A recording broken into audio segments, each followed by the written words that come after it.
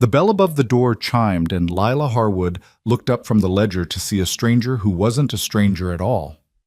20 years had carved him into someone new, broad shoulders, sun-weathered skin, a scar tracing his jaw. But those eyes, storm-gray and unwavering, belonged to the boy who'd left her crying under an oak tree in 1875.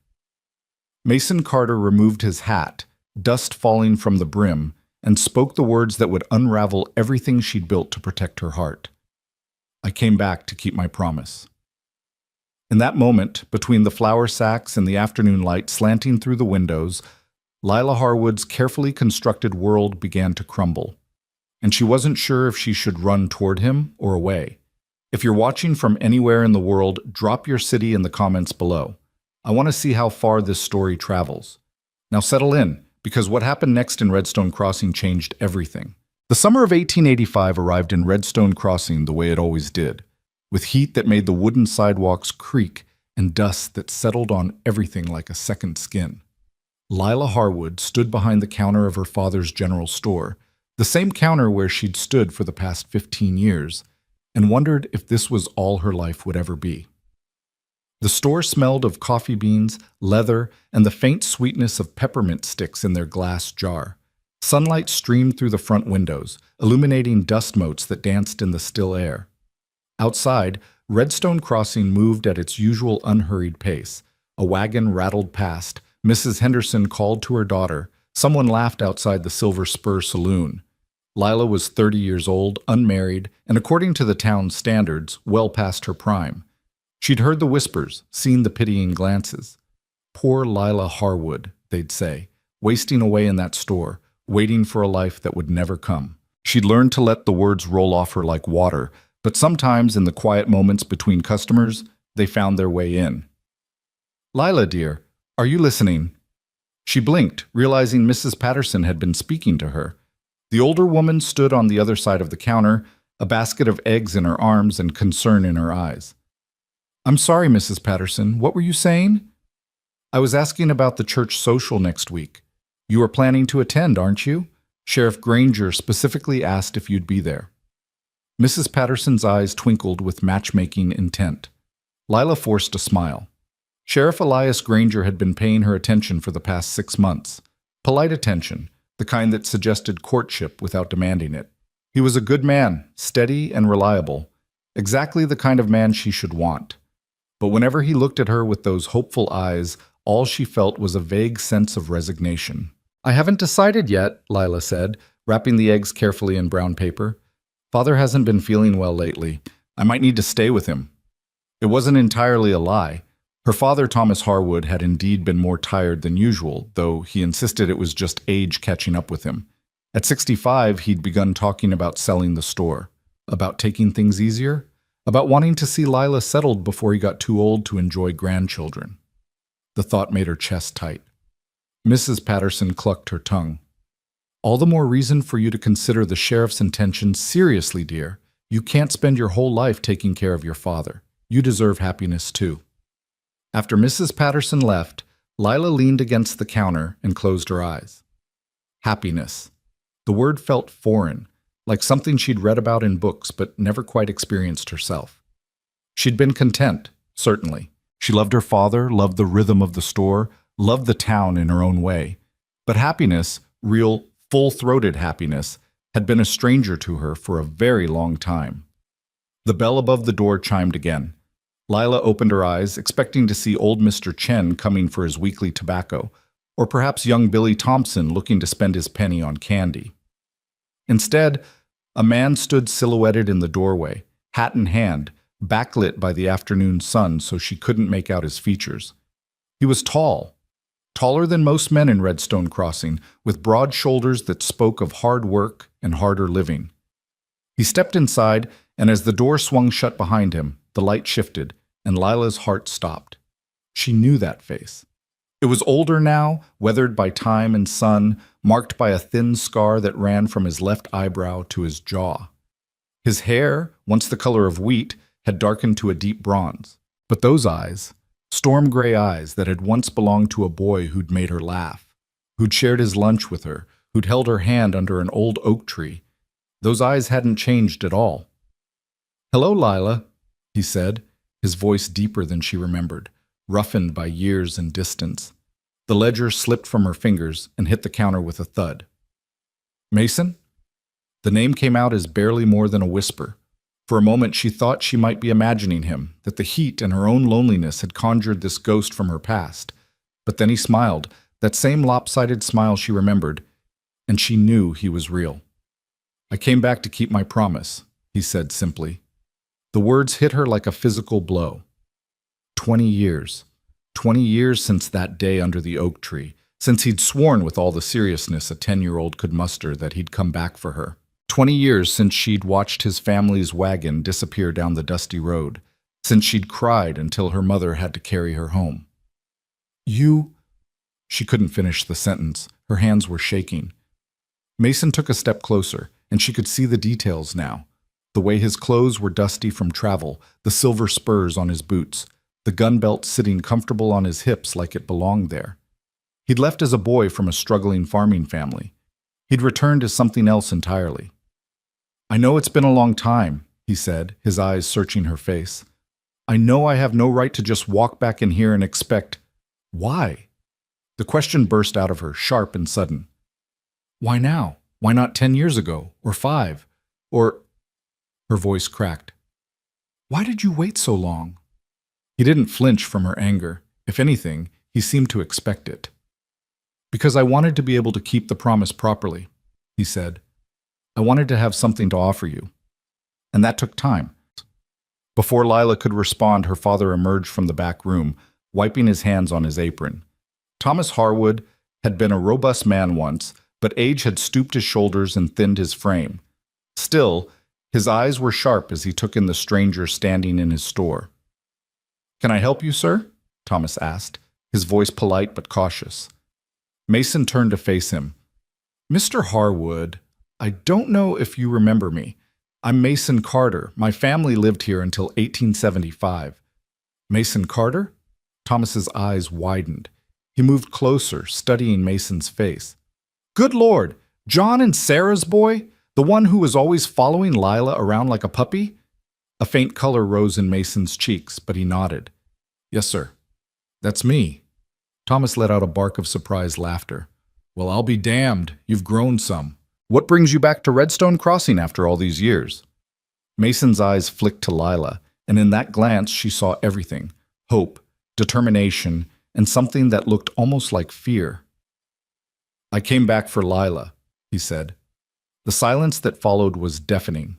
Lila felt heat flood her face, felt her father's surprised gaze swing to her, felt the weight of those words settle over the room like a blanket. Thomas cleared his throat.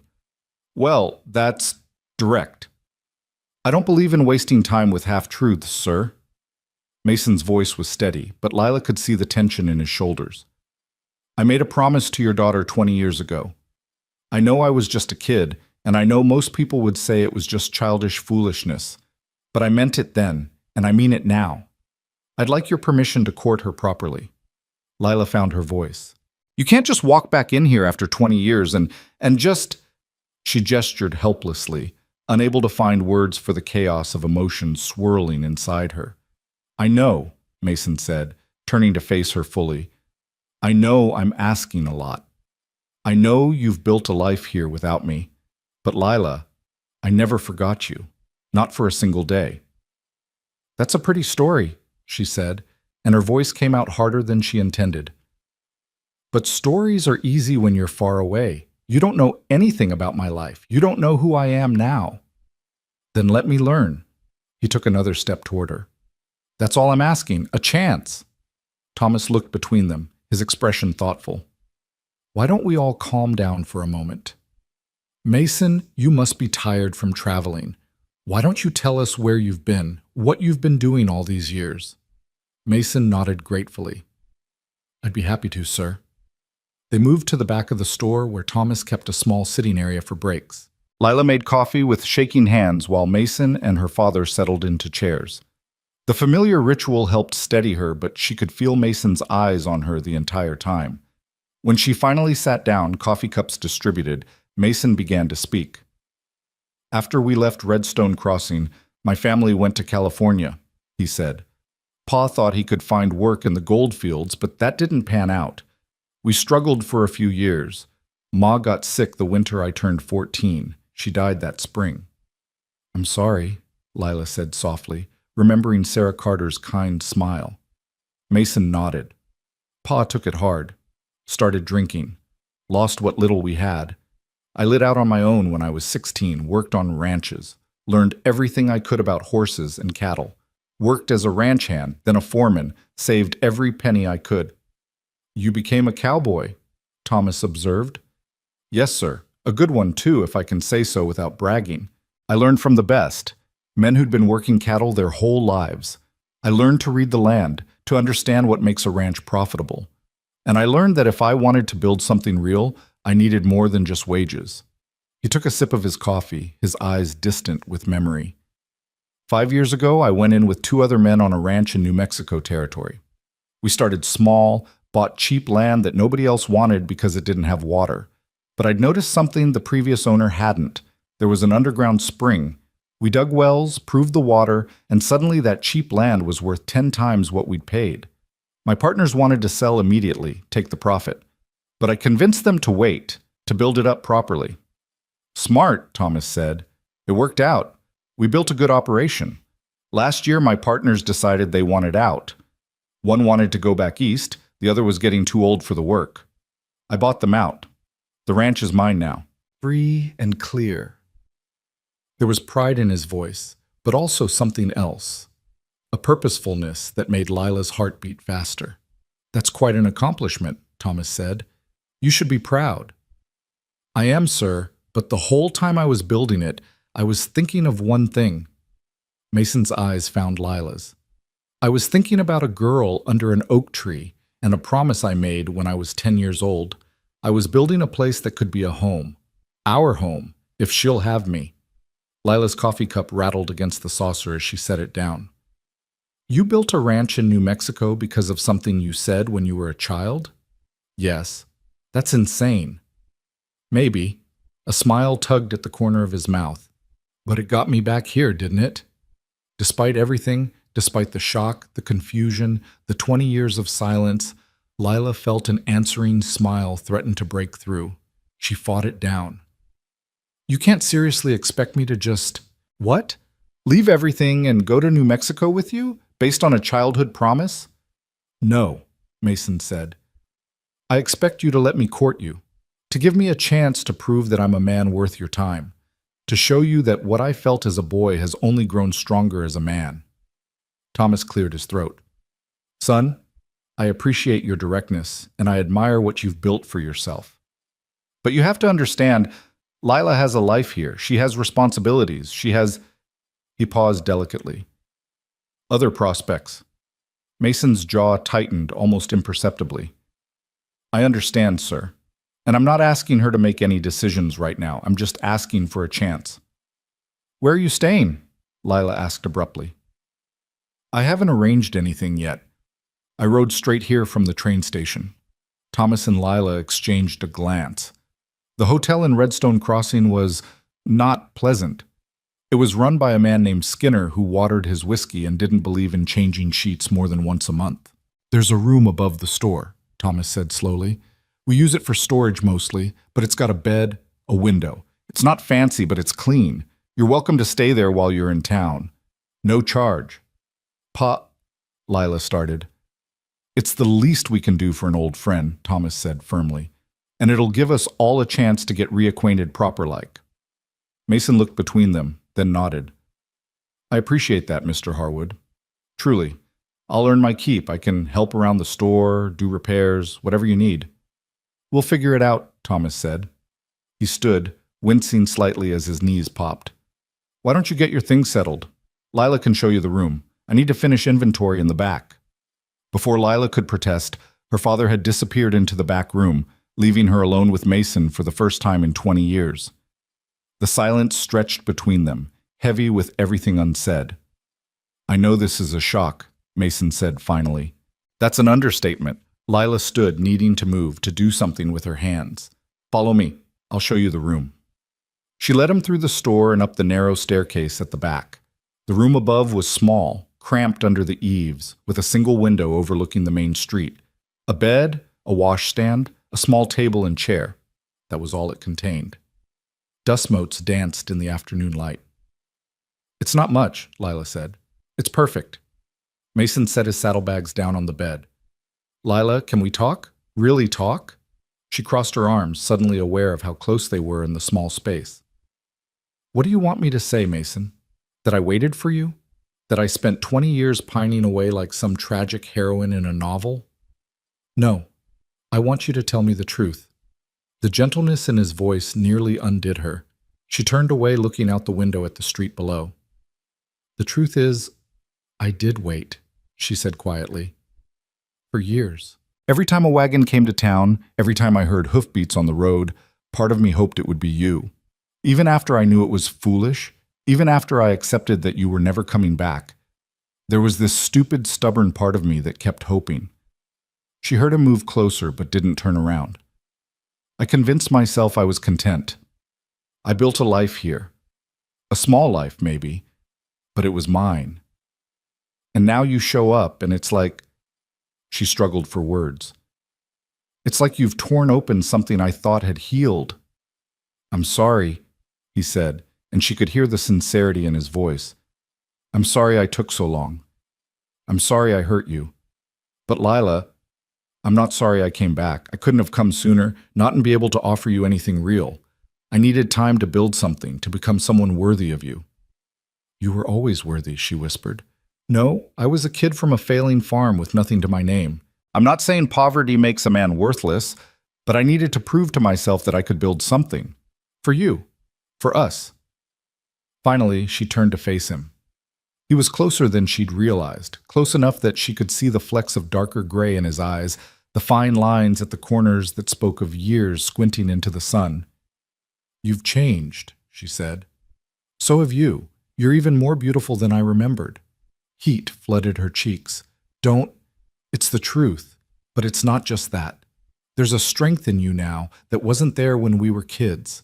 A confidence. It suits you. 20 years of running a store will do that to a person. It's more than that." He reached out slowly, giving her time to pull away, and tucked a strand of hair behind her ear. His fingers were calloused, warm. "You've lived a whole life without me. I don't expect you to just set that aside, but I hope you'll let me be part of whatever comes next." His touch sent shivers through her. This was Mason. Mason who'd shared his lunch with her when she forgot hers. Mason who'd helped her climb trees. Mason who'd kissed her cheek under the oak tree and promised to come back. But he was also a stranger, this tall man with scars and secrets and a ranch in New Mexico. "I don't know if I can do this," she said honestly. "I don't know if I'm brave enough." "You're the bravest person I've ever known," he said. "You just don't see it yet." Before she could respond, the bell downstairs chimed, and her father's voice called up, "Lila, we've got customers." The spell broke. Lila stepped back, putting distance between them, trying to steady her breathing. "I should go," she said. "Lila." He caught her hand as she turned. "Will you at least think about it, about giving me a chance?" She looked down at their joined hands, his large and weathered, hers smaller and marked with ink stains from the ledger. It felt natural, their fingers intertwined. It felt right. "I'll think about it," she said. It wasn't a yes, but it wasn't a no either. That evening, after the store closed and dinner was finished, Lila sat on the porch while her father smoked his pipe. Mason had gone out, saying he wanted to walk around town, see what had changed. "You're quiet," Thomas observed. "I'm thinking." "About young Carter, I'd wager." Lila didn't deny it. "Did you know? All those years ago, did you know how I felt about him?" Thomas chuckled. "Daughter, everyone knew. You two were inseparable. When his family left, your mother and I thought our hearts would break, watching you cry. And now? Now?" Thomas puffed on his pipe, considering. "Now I see a young man who's built something with his own two hands, a man who kept a childhood promise for 20 years. That says something about his character." "It also says he might be delusional," Lila pointed out. "Maybe, but there are worse things than a man who keeps his word." He paused. "The sheriff's been courting you." "I know. He's a good man, too." "I know that as well. But," Lila sighed. But when I look at Elias, I don't feel anything. Not really. He's kind and steady and exactly the kind of man I should want. But there's no spark, no fire. With Mason, she trailed off. With Mason, there's fire? Thomas prompted gently. With Mason, I felt more in 5 minutes than I've felt in 5 years with Elias. Thomas nodded slowly. That's answer enough, I think. They sat in companionable silence as the sky turned purple, then dark. Stars began to emerge, scattered across the vast expanse like diamonds on velvet. Pa, Lila said eventually, are you really thinking about selling the store? He didn't seem surprised by the question. I'm getting old, Lila. I'm tired, and I don't want to spend whatever years I have left watching you sacrifice your happiness for mine. You're not. I am. His voice was firm but kind. I've watched you turn down invitations, turn away suitors, spend your days in this store when you should be out living your life. You've been a dutiful daughter, and I love you for it, but it's time for you to be more than just dutiful. Tears pricked Lila's eyes. I don't know what to do. Yes, you do. You've always known. You're just scared to admit it.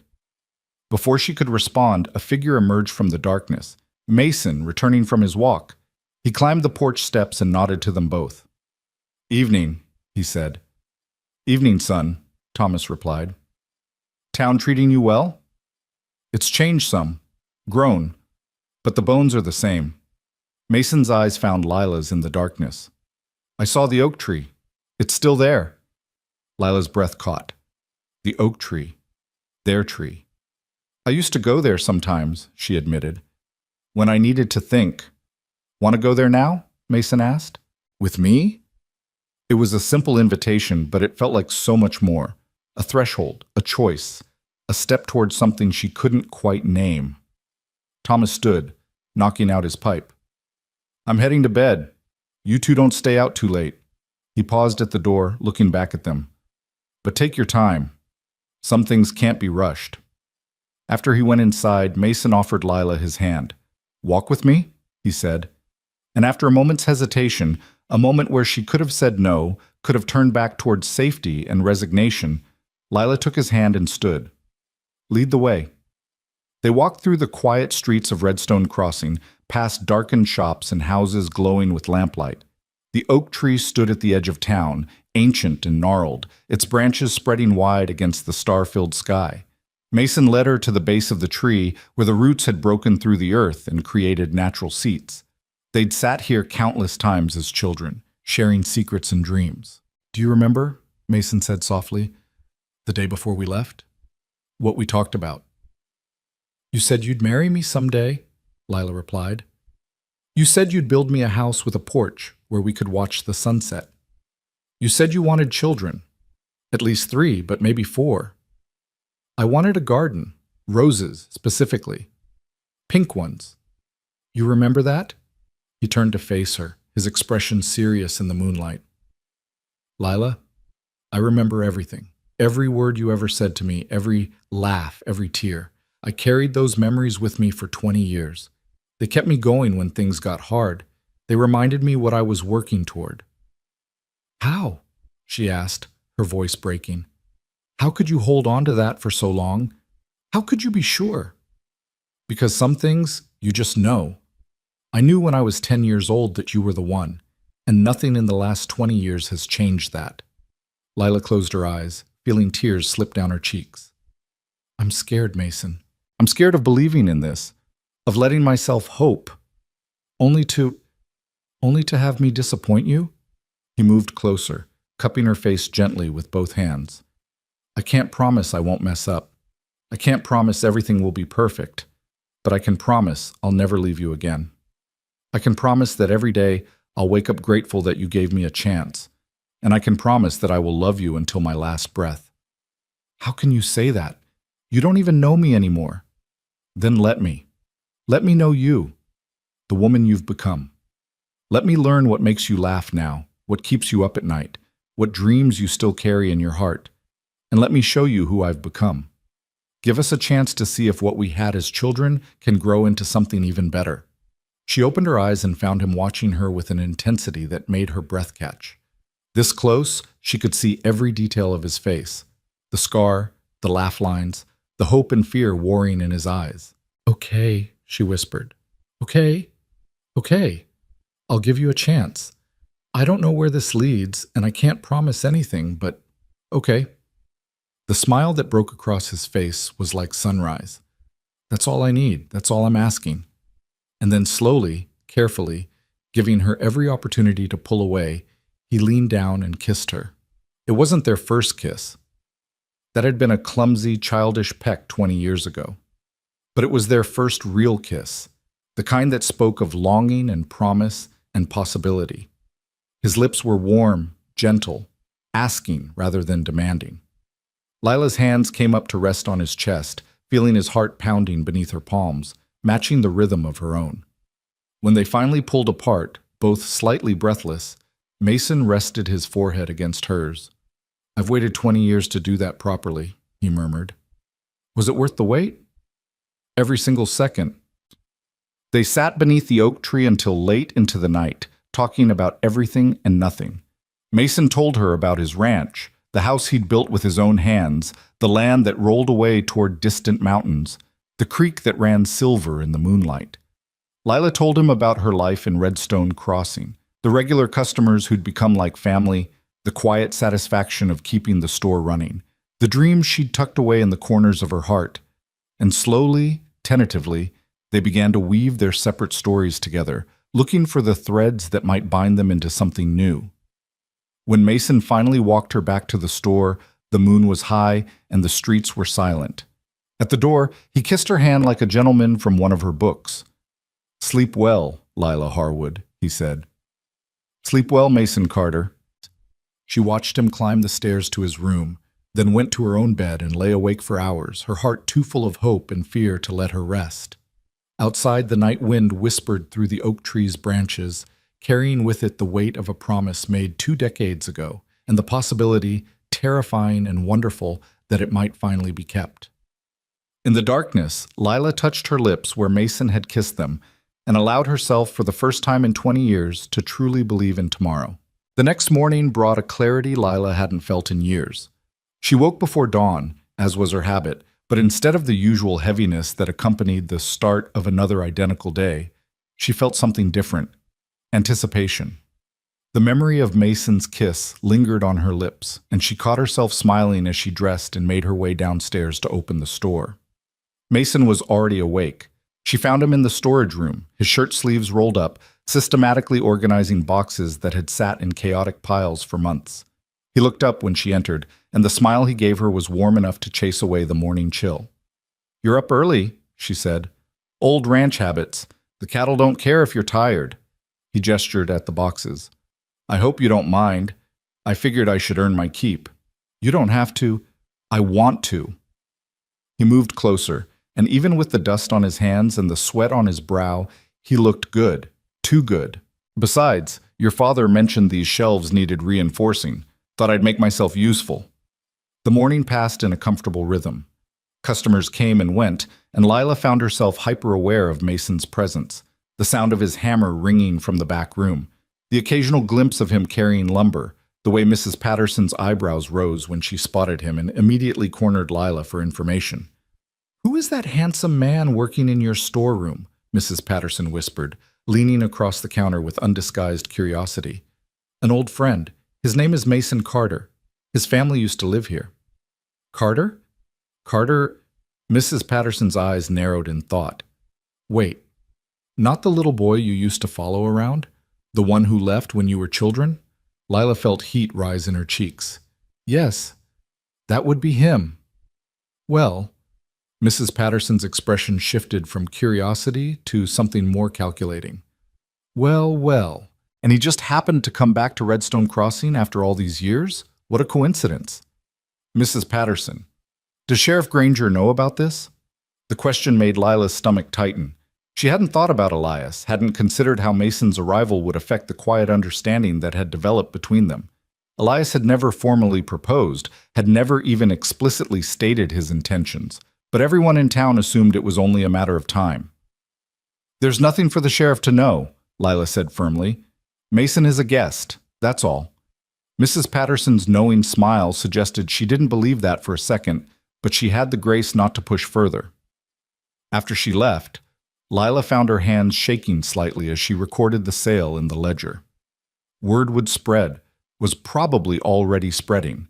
By evening, everyone in Redstone Crossing would know that Lila Harwood's childhood sweetheart had returned.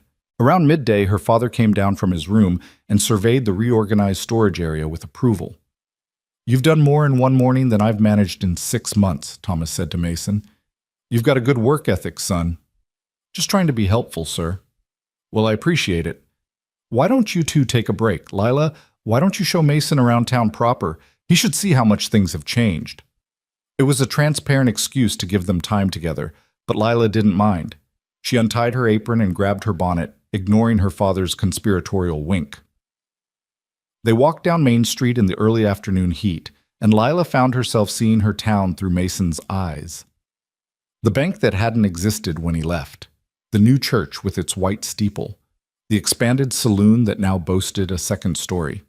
Redstone Crossing had grown, prospered, become more than the dusty way station it had been in their childhood. It's different, Mason observed, but good different, prosperous. The railroad helped. When they put in the spur line 5 years ago, it opened up new markets. People started staying instead of just passing through. They passed the sheriff's office, and Lila couldn't help glancing at the window. She didn't see Elias, but she felt exposed nonetheless, as if the whole town was watching them walk together. Mason seemed to sense her discomfort. Your father mentioned the sheriff has been courting you. It wasn't a question, but Lila answered anyway. Not exactly courting, more like considering the possibility of courting. What does that mean? It means he's been respectful and patient and hasn't actually asked me anything yet. Do you want him to? The question was careful, neutral, but Lila could hear the tension underneath. I don't know, she admitted. He's a good man. Everyone says we'd make a good match. But when I'm with him, I don't feel the way I felt last night under the oak tree. Mason stopped walking, turned to face her fully. People moved around them on the sidewalk, and Lila was aware of curious glances, but Mason didn't seem to notice anyone else. And how did you feel last night? He asked softly. Like I was finally waking up after a very long sleep. The intensity in his eyes made her breath catch. For a moment, she thought he might kiss her right there on Main Street in front of God and everyone. But then a voice called out, breaking the spell. Lila, Miss Harwood. They turned to see Billy Thompson running toward them, his face flushed with excitement. The boy was 12, all gangly limbs and enthusiasm, and he helped his father at the livery stable. Billy, what is it? Pa sent me to find you. There's a telegram for you at the post office. Mr. Jenkins said it seemed important. A telegram. Lila's heart sank. Telegrams were rarely good news. They meant emergencies, deaths, disasters. She exchanged a worried glance with Mason. Thank you, Billy. We'll head there now. The post office was housed in a corner of the general store run by Harold Jenkins, a fastidious man who treated every letter and telegram as if it contained state secrets. He looked up when they entered, his expression grave. Ah, Miss Harwood, I was about to send Billy to find you. This came from Santa Fe. He handed her the telegram, his eyes flickering with curiosity to Mason and back. Lila's hands trembled slightly as she unfolded the paper. She read it once, then again, her confusion growing. What is it? Mason asked. It's from someone named Margaret Castellano. She says... Lila looked up at him, bewildered. She says she's writing to thank you for your kindness to her late husband and to wish us happiness in our life together. Mason's jaw tightened almost imperceptibly. May I see it? She handed him the telegram, watching his face as he read. Something flickered in his expression, resignation, perhaps, or frustration. You know her, Lila said. Yes. Who is she? Mason looked around the post office, aware of Harold Jenkins practically vibrating with curiosity. Can we talk about this somewhere private? They walked back to the store in silence. The comfortable ease of the morning had evaporated, replaced by a tension that made Lila's chest tight. Once they were in the storage room, away from customers and curious eyes, Mason turned to face her. Margaret Castellano is a widow in Santa Fe, he said. Her husband, Roberto, died about a year and a half ago. He was a good man, owned a small ranch adjacent to mine. When he got sick, I helped out where I could. After he died, Margaret was left with debts and a property she couldn't manage alone. And? Lila prompted when he paused. And I helped her settle the estate. I bought some of her land that connected to mine and that I needed for water access. I paid her a fair price, more than fair actually. It allowed her to pay off Roberto's debts and move to Santa Fe to be with her sister. That sounds perfectly reasonable. Why do you look so worried? Mason ran a hand through his hair. Because there were rumors. After I bought the land, some people in Santa Fe started talking. They said I'd taken advantage of a grieving widow, that I'd cheated her somehow. It wasn't true, but rumors don't need truth to spread. Lila's stomach knotted. What kind of rumors? That I'd courted her. Maybe even that we'd been involved before Roberto died. That I'd manipulated her into selling cheap. None of it was true. Margaret will tell you that herself, which is obviously why she sent the telegram. But people talked anyway. Yes. They stood in silence for a moment. Lila wanted to believe him. Everything in her wanted to believe him. But doubt, once planted, was a pernicious thing. You said you paid a fair price, she said carefully. How fair? More than the land was worth, actually. Roberto had let things run down before he got sick. The land needed work, but Margaret needed the money, and I needed the water access. It was a business deal that benefited both of us. And there was nothing between you? Nothing romantic? Nothing. Margaret loved her husband. She was grieving. I was trying to help a neighbor and expand my ranch, that's all. Lila wanted to ask more questions, wanted to press for details that might ease the worry forming in her gut.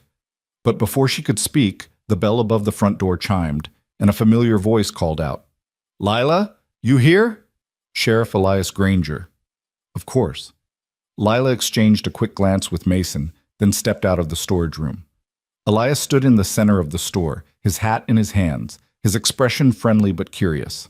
He was a handsome man in his early 30s with dark hair and steady brown eyes. He wore his authority comfortably, like a well-broken-in pair of boots. Elias, what brings you by? Just making rounds. Thought I'd check in, see how you and your father are doing. His eyes moved past her to where Mason had emerged from the back room. And meet your new guest. Word travels fast in a small town. There was no hostility in his voice, but there was a wariness that made Lila's skin prickle. Elias, this is Mason Carter. Mason, Sheriff Elias Granger. The two men sized each other up as they shook hands. Mason was taller, broader through the shoulders, but Elias had the compact strength of a man who'd handled his share of trouble. The handshake lasted a beat too long, a silent test of wills. Carter, Elias said, I heard you grew up here. Long time ago. You're not from Redstone Crossing originally, are you? I don't remember your family. Came here about 8 years ago. Town needed a sheriff, and I needed a fresh start. Elias's smile didn't quite reach his eyes. What brings you back after all this time? Unfinished business. That's so. What kind of business? The tension in the room ratcheted up a notch. Lila stepped between them, forcing a brightness into her voice that she didn't feel. Mason's family used to own a farm just outside town. He's visiting, that's all. Visiting? Elias repeated, his eyes never leaving Mason. For how long? As long as it takes, Mason said evenly. Takes for what? Before Mason could answer, Thomas appeared at the top of the stairs, reading the tension in the room with the skill of someone who'd lived through his share of conflicts. Sheriff Granger, good to see you. I've been meaning to talk to you about the church social next week. Will you be attending? Elias turned his attention to Thomas, and Lila felt some of the tension drain from the room. Planning on it, Mr. Harwood. Assuming no trouble keeps me away. Good, good. I know Lila's looking forward to it. Aren't you, daughter? Lila wanted to kick her father for his transparent manipulation, but she forced a smile. Of course. Elias's expression softened when he looked at her. I was hoping you might save me a dance, Miss Harwood. Yes, of course. Good. He settled his hat back on his head, nodded to Thomas and Mason. Well, I should get back to my rounds. Carter, I'm sure I'll be seeing you around town. I'm sure you will, Sheriff. After Elias left, an uncomfortable silence settled over the store. Thomas cleared his throat. Well, that was about as subtle as a bull in a china shop. Pa, you didn't help, Lila said. I was trying to defuse the situation. You had two roosters squaring off in my store. Mason spoke up, his voice tight. I should apologize. I shouldn't have. You shouldn't have what? Lila interrupted. Stood your ground. Elias doesn't own me. He has no claim on me. He thinks he does, Mason observed. Then he's mistaken. Thomas looked between them and sighed. Look, I'm not going to pretend this isn't complicated. Elias is a good man, and he's been patient with his intentions toward Lila. The whole town knows it. Now you show up, Mason, and whether you mean to or not, you're stepping on his toes. I don't mean any disrespect to the sheriff, Mason said, but I came here for Lila. I'm not going to apologize for that. I'm not asking you to apologize. I'm asking you to be smart about it. Elias Granger is a proud man, and he's got the law on his side. You don't want him as an enemy. Is that a threat? It's reality, son. In a town this size, the sheriff has a lot of influence. I'm just saying, tread carefully. The conversation was interrupted by customers, and the rest of the afternoon passed in a blur of mundane transactions and forced normalcy. But Lila couldn't shake the feeling that something had shifted, that Mason's arrival had set in motion events she couldn't control. That evening, after the store closed, Lila found Mason on the back porch, staring out at the darkening sky. She sat beside him, and for a long moment, neither spoke. I'm causing problems for you, Mason said finally. You're causing complications. That's different. Is it? Mason, look at me. She waited until he turned to face her. I'm not going to pretend this is simple. It's not. But that doesn't mean I want you to leave. Even with the rumors about Margaret? Even with the sheriff watching my every move? Tell me the truth about Margaret Castellano. All of it. So he did. He told her about Roberto's illness, about sitting with him in those final days when Margaret was too exhausted to keep vigil alone. He told her about the fair price he'd paid, about the lawyer he'd insisted Margaret hire to review all the documents, about the references he'd provided to help her secure her new home in Santa Fe. I didn't court her, he said firmly. I didn't take advantage of her. I helped a neighbor, and I made a business deal that was fair to both parties. But I can't control what people choose to believe. Lila studied his face in the fading light, looking for any sign of deception. All she saw was honesty and a bone-deep weariness, as if he'd been carrying the weight of those rumors for too long. I believe you, she said. Just like that? Not just like that. I'm choosing to believe you because everything I've seen since you arrived tells me you're a man of your word. But Mason, you need to understand something. Elias won't give up easily, and people in this town trust him. If he starts asking questions about your past, if those rumors make it to Redstone Crossing, you're worried about your reputation. I'm worried about the truth getting lost in gossip. I'm worried about my father's business. And yes, I'm worried about my reputation. Is that so wrong? No. He took her hand, his thumb tracing circles on her palm. No, it's not wrong. It's smart. And it's one more thing I should have considered before I rode back into town and turned your life upside down. Stop that. Stop what? Stop acting like you're some kind of burden I have to bear. You came back because you kept a promise. That's not something to apologize for. Even if keeping that promise makes your life harder?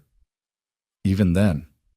She leaned her head against his shoulder, feeling the solid warmth of him. Besides, life was already hard. Just in a quieter, sadder way. They sat together as night fell, watching stars emerge one by one across the vast sky. Inside, Lila could hear her father moving around, preparing for bed. Somewhere down the street, someone laughed. The night sounds of Redstone Crossing settled around them like a familiar blanket. Tell me about your ranch, Lila said suddenly. Really tell me, what's it like? Mason's voice took on a different quality. Warmer and more animated. It's about 2,000 acres, nestled in a valley with mountains on 3 sides. The house sits on a rise so you can see for miles. There's a creek that runs year-round, fed by snowmelt from the mountains. The water's so clear you can see straight to the bottom. What does the house look like? It's not fancy. 2 stories built from local pine, Wide porch that wraps around 3 sides. I built it that way so you could watch the sunrise from the east and the sunset from the west. 4 bedrooms upstairs. Big kitchen with a cast iron stove. Sitting room with a stone fireplace that can heat the whole lower floor in winter. You built all that yourself? Most of it. Had help with the framing and the roof, but I did the finish work. Wanted it to be right. He paused. There's space for a garden on the south side of the house. Gets sun most of the day. I thought maybe roses could grow there. Lila's throat tightened. Pink ones? If that's what you want. Mason, I know I'm getting ahead of myself. I know you haven't made any decisions. But Lila, when I was building that house, I was thinking of you. Every board I placed, every nail I drove, I was imagining you there.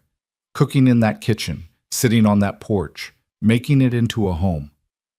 That's a lot of pressure to put on someone. I don't mean it as pressure. I mean it as hope, I guess. As proof that I never stopped thinking about you. They fell silent again, but it was a comfortable silence now, full of possibility and unspoken dreams. Lila let herself imagine it. The house on a hill, the mountains in the distance, a life so different from the one she'd resigned herself to. What about neighbors? She asked. Are you isolated out there? Closest neighbor is about 5 miles east. Nice family, the Johnsons. They've got 3 kids who'd probably love a school nearby if you were interested in teaching. You know I've never actually taught, right? I just help Mrs. Williams sometimes at the schoolhouse here. You're good with children. I've watched you with the kids who come into the store. You're patient, kind. You'd be a natural. You've been watching me? Every chance I get? The honesty in his voice made her smile. What about town? Shopping, church, socializing? There's a town called Silver Creek, about 10 miles south. It's small, maybe 200 people, but it's growing. They've got a general store, a church, a saloon. Every few months they have a dance. It's not Redstone Crossing, but it's not the middle of nowhere either. Lila tried to picture it, this life he was describing. It was both thrilling and terrifying. She'd spent 30 years in Redstone Crossing, knew every family, every street, every quirk of the place. Leaving would mean starting over, becoming a stranger in a strange land. But it would also mean freedom, adventure, love. I can see you thinking, Mason said. What's going through that head of yours? I'm trying to figure out if I'm brave enough to want this. To want you. And? I don't know yet. Ask me again in a few days. He kissed the top of her head, a gesture so tender it made her ache. Take all the time you need. I've waited 20 years. I can wait a little longer. But fate, it seemed, had other plans. The next few days settled into a rhythm that felt almost normal. Mason helped around the store, earning Thomas's respect and the town's cautious approval. He was polite to everyone, hard-working, respectful. When people asked about his plans, he was vague but pleasant. When they asked about his relationship with Lila, he deflected gracefully. But underneath the surface, Lila could feel pressure building. She caught Elias watching them from across the street, his expression unreadable. She heard the whispers that started when she and Mason walked together. She saw the knowing looks from women like Mrs. Patterson who thought they understood exactly what was happening. On Thursday, 3 days after Mason's arrival, Lila was pricing new inventory when Harold Jenkins rushed into the store, his face flushed with excitement and something that looked like malicious glee. Lila, is Mason Carter here? He's out back with my father. Why? There's another telegram from Santa Fe. And Miss Harwood, you need to see this. Dread pooled in Lila's stomach as Harold handed her the telegram. This one wasn't from Margaret Castellano. It was from someone named James Whitmore, and it was addressed to Sheriff Granger. She shouldn't read it. It was addressed to Elias, not her. But Harold's expression told her the damage was already done. He'd read it, and if Harold had read it, half the town would know the contents within the hour. She unfolded the paper and read, Sheriff Granger, regarding Mason Carter, advise caution. Involved in questionable land deal, widow claims exploitation. Investigation ongoing. Request you monitor his activities. James Whitmore, Deputy Sheriff, Santa Fe. The words blurred as Lila read them again. Investigation ongoing. exploitation. Monitor his activities. It's not true, she said, her voice shaking. Isn't it? Harold's tone was sanctimonious. I always say where there's smoke, there's fire. And Miss Harwood, you should be careful about who you associate with. Your reputation, my reputation is my concern, Mr. Jenkins, not yours. But her hands were shaking as she handed back the telegram. Harold left, practically quivering with eagerness to spread the news. Lila stood frozen behind the counter, her mind racing. She had to find Mason, had to warn him, had to... The door opened, and Elias walked in. His expression was serious, his hand resting on his gun belt in a way that made Lila's blood run cold. Lila, I need to speak with Mason Carter. Where is he? Elias, please, let me explain. This isn't about you, Lila. I've received information that requires follow-up, official business. What kind of information? The kind that raises questions about Mr. Carter's character and his dealings in New Mexico. Now, I'm not saying the allegations are true, but I can't ignore them either. I need to have a conversation with him. Before Lila could respond, Mason appeared from the back room, Thomas behind him. Mason took one look at Elias's stance and seemed to understand immediately. Sheriff, he said calmly, I take it you've heard from Deputy Whitmore. You know about the telegram?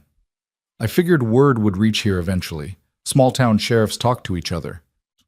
Then you know what he's alleging. I know what he's alleging, and I can tell you it's not true. That's what they all say, Carter. Elias's voice was hard. Why don't you come down to my office, and we can discuss this properly? Am I under arrest? Not yet, but I will be asking you some hard questions, and I'd prefer to do it somewhere official. The atmosphere in the store had turned toxic. Lila could see her father's worried face, could feel Mason's tension even from across the room. Outside, she knew people were gathering, drawn by the sight of the sheriff's visit and the promise of drama. I'll come with you, Mason said. But Sheriff, I want it on record that I've done nothing wrong. Margaret Castellano can vouch for that. The lawyer who handled the sale can vouch for that.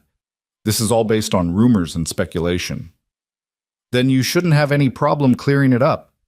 Elias's tone suggested he didn't quite believe Mason's protestations. As Mason moved toward the door, his eyes found Lila's. In them, she saw fear, not of Elias or the law, but of losing her trust, of having come so far only to be undone by gossip and suspicion. Lila, he started. I know, she said softly. I know it's not true. Do you? Really? The vulnerability in his voice nearly broke her. She crossed the store quickly, ignoring Elias's presence, and took Mason's hands in hers. I believe you, she said firmly. Whatever Elias finds out, whatever people say, I believe you. Relief flooded Mason's face. He squeezed her hands, then turned to follow Elias out of the store. Through the window, Lila watched them walk down the street toward the sheriff's office, watched the townspeople track their progress with avid curiosity. Thomas came to stand beside her, his hand on her shoulder. He'll be all right, her father said. The truth will come out. Will it? Or will people believe what they want to believe? That's always the question, isn't it? The afternoon dragged on endlessly. Customers came and went, each one eager to discuss the latest scandal. Some were sympathetic, others openly skeptical. Mrs. Henderson declared that she'd never trusted Mason, had always thought there was something shifty about him. Mr. Chen, more kindly, suggested that people should wait for facts before passing judgment. But the damage was done. By evening, the entire town was talking about Mason Carter and his questionable past. The story grew with each retelling. By some accounts, he'd swindled a dozen widows, had run illegal operations, had fled New Mexico one step ahead of the law. Lila wanted to scream at the unfairness of it all. How quickly people turned on strangers. How eager they were to believe the worst. How a lifetime could be judged based on rumors and half-truths. When the store finally closed, she couldn't stand the waiting anymore. She told her father she was going to check on Mason, ignoring his concerns about propriety. Let people talk. They were already talking anyway. The sheriff's office was lit from within. Through the window, she could see Elias and Mason sitting across from each other, papers spread on the desk between them. The conversation looked tense but civil. As she watched, Elias stood and gestured toward the door. Not the cell in the back, but the front door. Lila quickly moved away from the window, not wanting to be caught spying. A moment later, both men emerged. Mason looked exhausted but not defeated. Elias looked thoughtful, less hostile than he'd been earlier. "Miss Harwood," Elias said, not seeming surprised to find her there. "I should have known you'd be waiting." "Is he free to go?" "He was never under arrest. We were just talking." Elias turned to Mason. "I'll be sending some telegrams tomorrow, following up on what you've told me. If your story checks out—" "It will," Mason said firmly. "If it does, then you'll have my apology for the inconvenience. But Carter, understand this. I take the safety of this town seriously. If I find out you've lied to me, there will be consequences." "I understand, Sheriff, and I respect that. You're just doing your job." Elias nodded, then his eyes moved to Lila. For a moment, something like pain flickered across his face.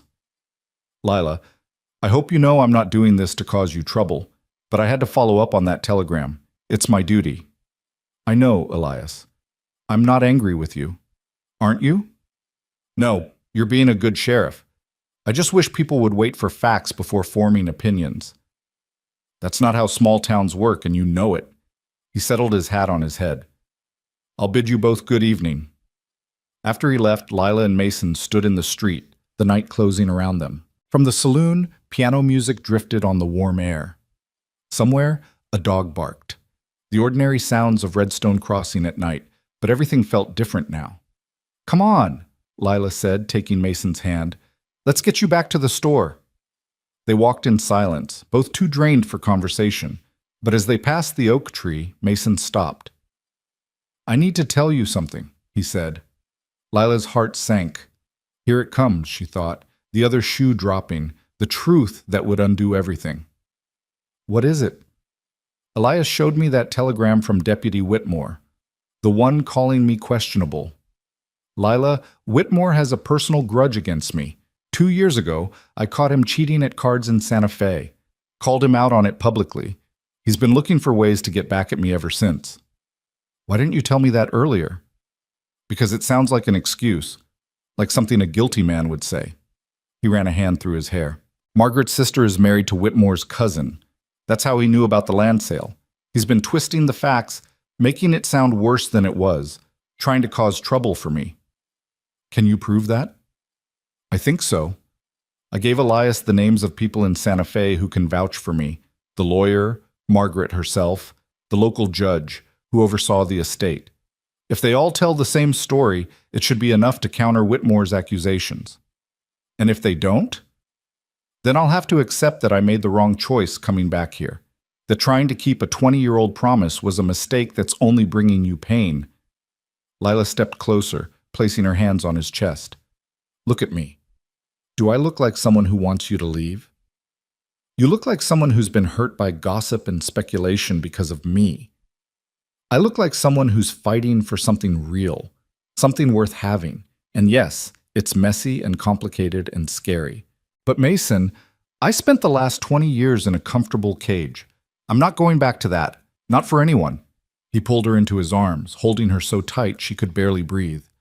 "I don't deserve you." "Probably not. But you're stuck with me anyway." They held each other under the oak tree, and Lila felt something shift inside her. The fear was still there, the uncertainty, the worry about what people would think. But stronger than all of that was a fierce determination. She'd chosen this, chosen him. And she wasn't going to let small-town gossip destroy something that felt more right than anything she'd experienced in years. "We'll get through this," she said into his shoulder. "Together." "Together," he echoed. And standing there in the darkness, with the weight of the town's judgment pressing down on them and an uncertain future stretching ahead, Lila Harwood made her choice. Whatever came next, scandal, vindication, heartbreak, or happiness, she would face it with Mason Carter by her side. The promise made under this tree 20 years ago was finally, truly being kept. The next 3 days crawled by with agonizing slowness. Elias sent his telegrams, and the whole town seemed to hold its breath, waiting for responses. Mason continued working at the store, his presence a quiet defiance of the whispers that followed him everywhere. Some customers stopped coming altogether. Others came specifically to gawk, to measure him with suspicious eyes, to drop pointed comments about trust and deception. Lila felt the strain of it wearing on her father. Thomas had built his business on reputation, on being a fair dealer and a trustworthy man. Now people looked at him differently, questioned his judgment for harboring Mason under his roof. She saw it in the way conversations stopped when he entered the post office, in the uncomfortable silences that fell when he joined men outside the bank. "Maybe I should leave," Mason said one evening after a particularly difficult day where 3 regular customers had walked out without buying anything when they saw him. "I'm hurting your business." "Absolutely not," Thomas said before Lila could respond. "I won't have people saying I turned out a man before he'd had a chance to clear his name. That's not how I run things." "But Mr. Harwood, no buts, you stay. The truth will come out, and when it does, those fair-weather customers will come crawling back, and I'll remember every single one who doubted." Mason looked at Lila, and she nodded her agreement. Her father was right. Running now would only make Mason look guilty, would confirm every suspicion the gossips wanted to believe. The church social arrived on Saturday evening, and Lila had never dreaded an event more. The social was held in the church hall, a large room that had been decorated with bunting and lanterns. Tables groaned under the weight of food brought by every family in town, pies and casseroles, roasted meats and fresh bread. A small band tuned their instruments in the corner, preparing for dancing later in the evening. Lila arrived with her father and Mason, and felt the weight of every eye in the room turned toward them. The conversations didn't stop exactly, but they shifted, became more pointed. She heard Mason's name whispered, saw heads lean together in speculation. "Chin up," Thomas murmured. "We've got nothing to be ashamed of." But shame wasn't what Lila felt. It was anger, hot and righteous, at the presumption of people who claimed to be Christian while eagerly condemning a man they barely knew. She thought of the gospel readings about casting first stones, and wondered if anyone else in the room saw the irony. Mrs. Patterson materialized at her elbow almost immediately. "Lila, dear, so brave of you to come tonight." "Why wouldn't I come?" "Well, with all the unpleasantness, I just think it's very courageous of you to show your face when people are talking." "Let them talk," Lila said, her voice sharper than she intended. "I have nothing to hide." Mrs. Patterson's eyebrows rose. "Of course not, dear. But you must admit the situation is complicated. And with Sheriff Granger being so patient with his affections, well, it does seem a bit awkward." Before Lila could respond, Elias himself appeared, looking uncomfortable in his Sunday suit. He nodded to Mason with careful neutrality, then turned to Lila. "Miss Harwood, you look lovely tonight." "Thank you, Elias." "I was hoping we might have that dance later." Lila had forgotten her promise from days earlier. She saw the hope in Elias's eyes, saw Mason tense beside her, and felt trapped between 2 futures. "Of course," she said, because there was no graceful way to refuse. Elias smiled, some of the tension leaving his shoulders. "I'll find you when the music starts." After he moved away, Mason spoke quietly. "You don't have to dance with him on my account."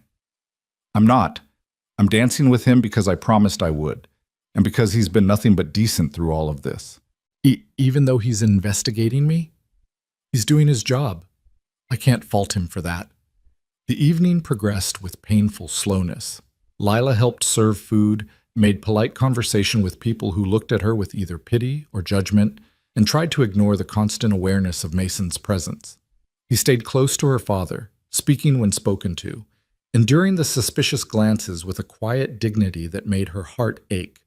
Reverend Michaels gave a brief sermon about community and forgiveness that felt pointed enough to make several people shift uncomfortably. Then the band struck up a lively tune, and the dancing began. Elias claimed his dance as promised, leading Lila onto the floor with the confidence of a man who believed he still had a claim on her future. He was a good dancer, steady and sure, and under different circumstances, Lila might have enjoyed it. "I got responses to my telegrams today," Elias said as they moved through the steps. Lila's heart jumped. And I can't discuss an ongoing investigation, but Lila," he looked down at her, his expression troubled. "I need to ask you something, and I need you to be honest with me." "All right." "Do you love him?" The question was so direct it took her breath away. They turned in the dance, and Lila used the moment to gather her thoughts. "I don't know," she said finally. "I loved the boy he was. I'm learning to know the man he's become. But yes, I think I could love him. Maybe I already do." Elias's jaw tightened, but he nodded. "I appreciate your honesty." "Elias, no, let me finish. I've been courting you, or trying to, for months now. I thought we had an understanding, thought maybe in time you'd come to care for me the way I care for you. But then he showed up, and I saw something in your eyes I'd never seen before. Life, fire. Whatever it is you feel for Mason Carter, you never felt it for me." "I'm sorry." "Don't be. You can't help who you love." He guided her through a turn. "But Lila, I need you to understand something. If those telegrams clear him, if everything he says is true, then I'll step aside. I'll accept that I never had a real chance. But if there's even a shred of evidence that he's been dishonest, that he's the kind of man who would exploit a widow or deceive you, then I won't let him hurt you, badge or no badge." "Elias, you can't." "I can, and I will.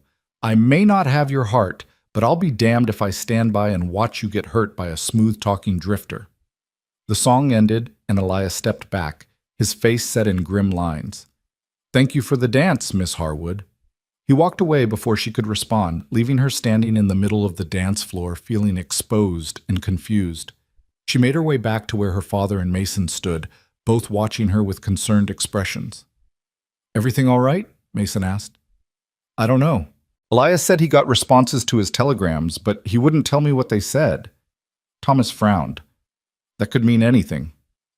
"Or nothing," Mason said, but his voice was tight with tension. The evening wore on.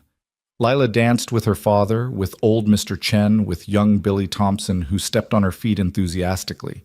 She didn't dance with Mason. That would have been too pointed, too much of a statement for the watching town. But she was constantly aware of him, of his eyes following her around the room, of the careful distance he maintained while somehow still feeling impossibly close. It was nearly 9 o'clock when the doors to the hall burst open with enough force to make everyone jump. A man stood in the doorway, dust-covered and breathing hard, his face flushed with urgency. "Sheriff!" he shouted. "Sheriff Granger!" Elias pushed through the crowd. "What is it, Pete?" Pete Harrison worked at the telegraph office, filling in for Harold Jenkins on Saturday evenings. He waved a piece of paper in his hand. "It's the McClary gang, Sheriff. Just got word from Silver Springs. They hit the bank there this afternoon, killed 2 people. The marshal's posse lost them heading east." Pete's eyes were wide with fear. "Sheriff, they're heading this way." A collective gasp went through the crowd. The McClary gang was notorious. 5 men led by brothers Jack and Tom McClary, known for their brutality and their willingness to kill anyone who got in their way. They'd been terrorizing towns across New Mexico and Texas for 2 years, always staying one step ahead of the law. Elias's face went hard. "When did they hit Silver Springs?" "Around 4 o'clock. They've got maybe a 5-hour head start, but Sheriff, if they're heading east, they could be here by midnight. Maybe sooner." The room erupted into panicked conversation. Women gathered their children close. Men looked at each other with grim determination or barely concealed fear. Reverend Michaels tried to call for calm, but his voice was lost in the chaos. Elias held up his hands. "Everyone quiet! Quiet down!" The noise subsided to anxious murmurs. "All right, here's what we're going to do. Women and children are going to shelter in place, either at the church or at home. Your choice. Bar your doors and stay away from windows. Men who can handle a gun, I need you armed and ready. We'll set up positions around town, particularly around the bank and the general store." "What about running?" someone called out. "We could load up wagons, head west, and run right into them if they're coming from the south?" Elias shook his head. "No. We're better off defending what's ours. The McClary gang thrives on fear and surprise. We give them neither." Thomas stepped forward. "Sheriff's right. Running in the dark with women and children is suicide. We make our stand here." Elias looked at him gratefully, then his eyes found Mason. For a long moment, the 2 men stared at each other. Then Elias spoke. "Carter, can you shoot?" "Yes." "How well?" "Well enough." "I could use every gun I can get." You willing to help defend this town, even though half the people in it think you're a scoundrel?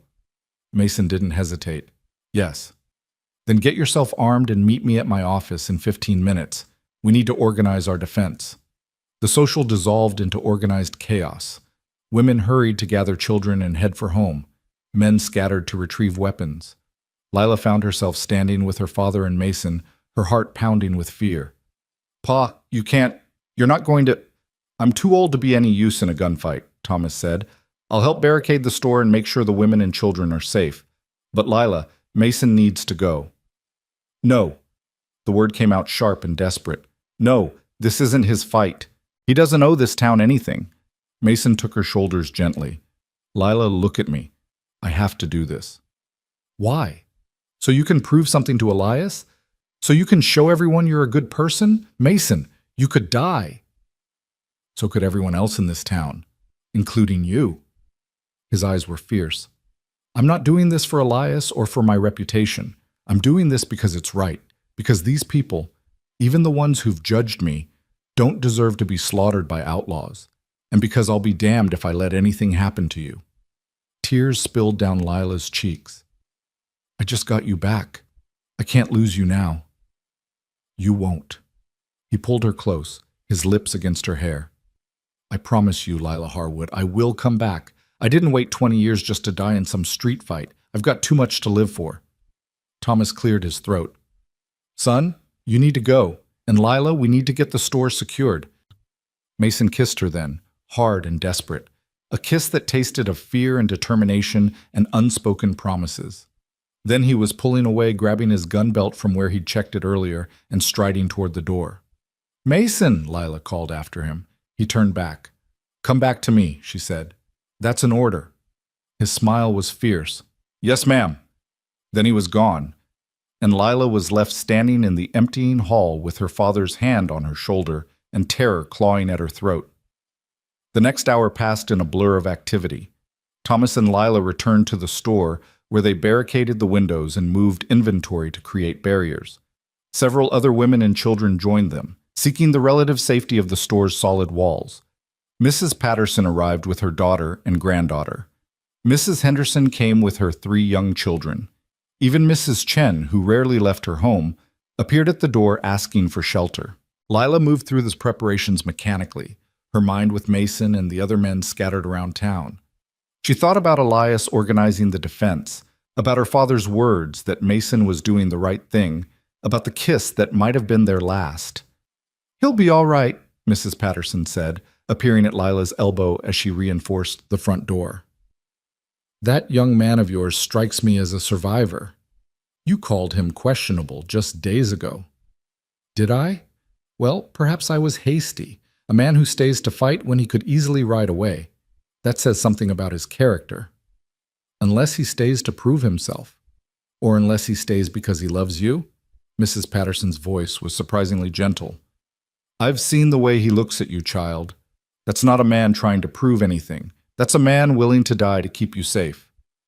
The words should have been comforting, but they only made Lila's fear sharper. She didn't want Mason dying for her. She wanted him alive, wanted the future they'd barely begun to build. Outside, the town had gone eerily quiet. The streets were empty, lanterns extinguished to avoid giving the gang targets.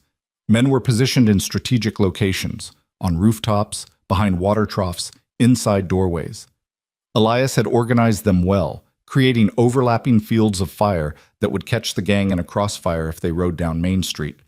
Thomas came to stand beside Lila at one of the barricaded windows, peering out through a narrow gap. Can't see much, he said. That's probably good. Lila, about Mason. Pa, not now. Yes, now, because if something happens tonight, I want you to know I approve. Of him, of you two together. I should have said it sooner, but I got caught up in worrying about the store and what people would think. But watching him tonight, seeing him walk into danger for people who've shown him nothing but suspicion, that's the kind of man I want for my daughter. Lila's throat tightened. What if he doesn't come back? Then you'll grieve, and you'll eventually heal, and you'll remember that you had something real with him, even if it was brief. But Lila, I don't think it's going to come to that. That boy, that man, Didn't come back after 20 years just to die before he could keep his promise. They fell silent, waiting. Around them, the women tried to keep the children calm, telling stories in whispers, promising that everything would be all right.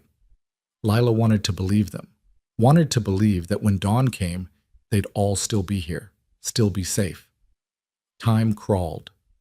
10 o'clock passed, then 11. The tension stretched taut as a wire.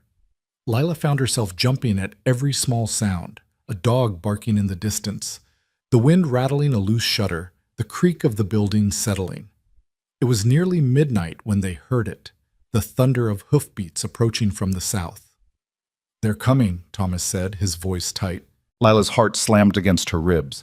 She wanted to run out there, wanted to find Mason and drag him to safety, but she stayed where she was, her hands clenched into fists, her body rigid with fear. The hoofbeats grew louder.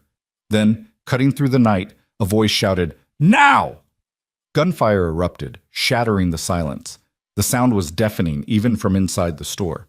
Women screamed, children cried.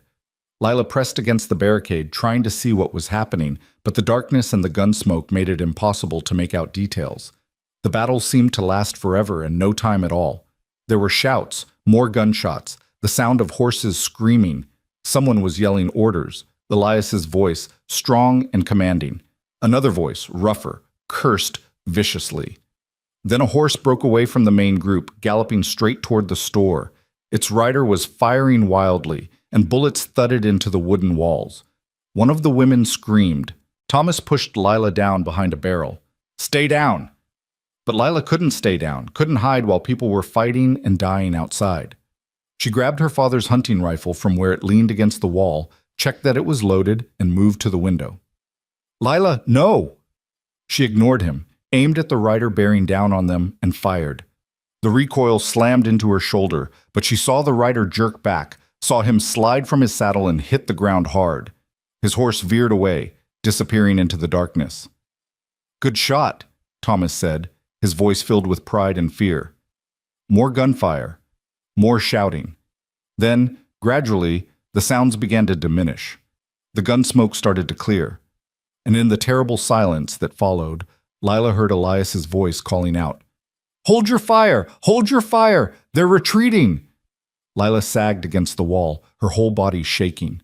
Around her, women were crying with relief, holding their children, thanking God. But Lila couldn't feel relief yet, not until she knew Mason was safe. "I have to go out there," she said. "Lila, it's not safe. I don't care."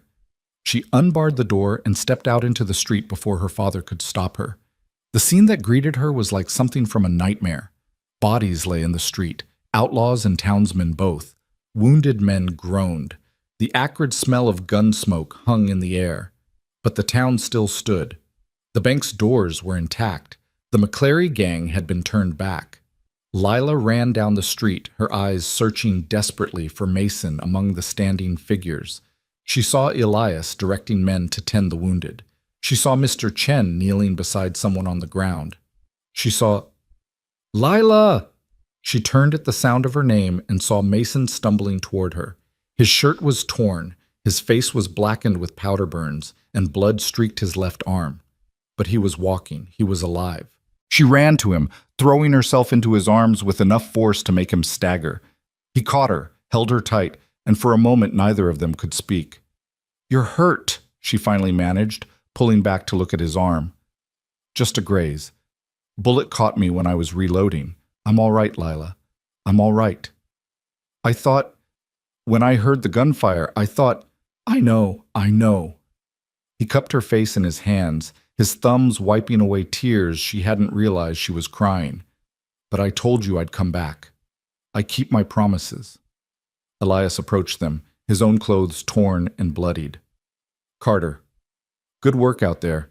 You saved Tom Bradley's life when that one outlaw got past our line." "Just doing what needed doing, Sheriff." Elias looked between them at the way Lila clung to Mason, at the undeniable connection that had been forged and tempered by the night's events. Something shifted in his expression. Resignation, perhaps, or acceptance. "I got those telegram responses this afternoon," Elias said quietly.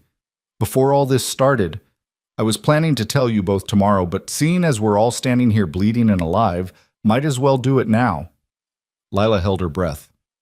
Margaret Castellano sent a detailed account of the land sale, Elias continued. So did the lawyer who handled it.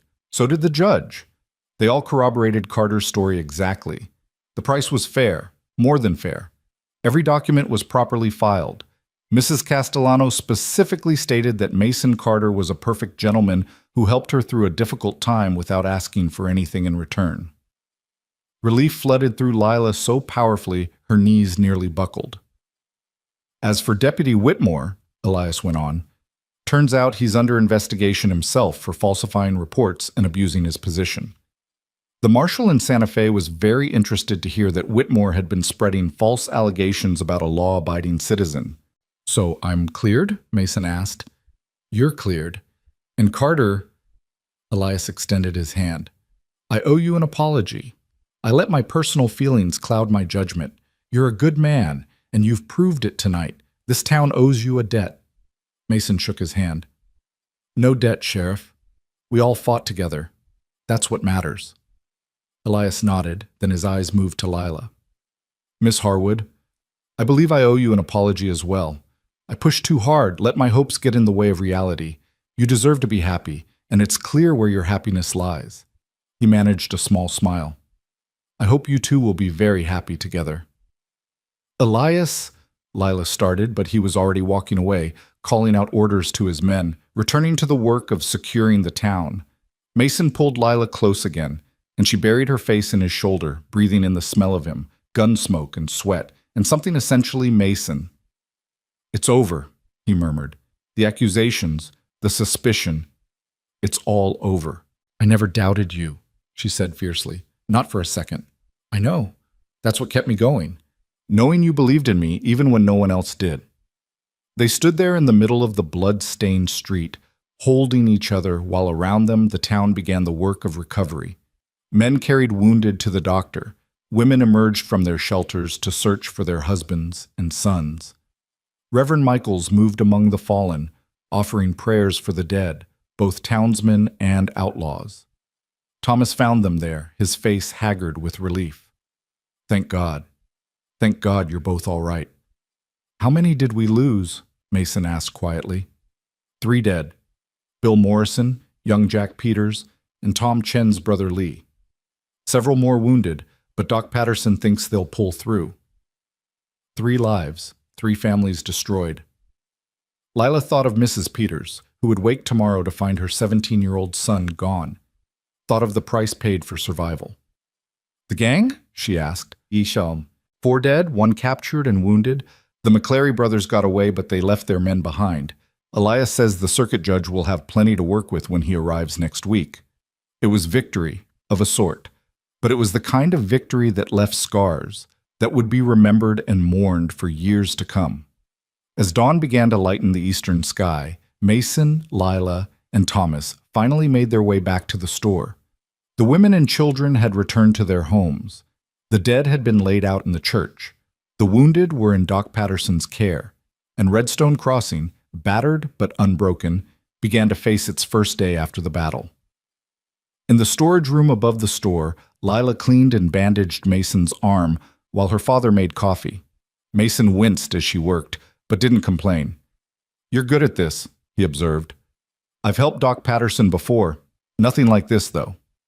Lila. He caught her hand as she was tying off the bandage. I meant what I said out there. I've loved you since we were children. I loved you when I left. I loved you every day I was gone. And I love you now, covered in blood and gun smoke, and looking more beautiful than any woman has a right to look. Mason, let me finish. I know tonight was terrible. I know people died. But Lila, life is short and uncertain, and I don't want to waste another second of it.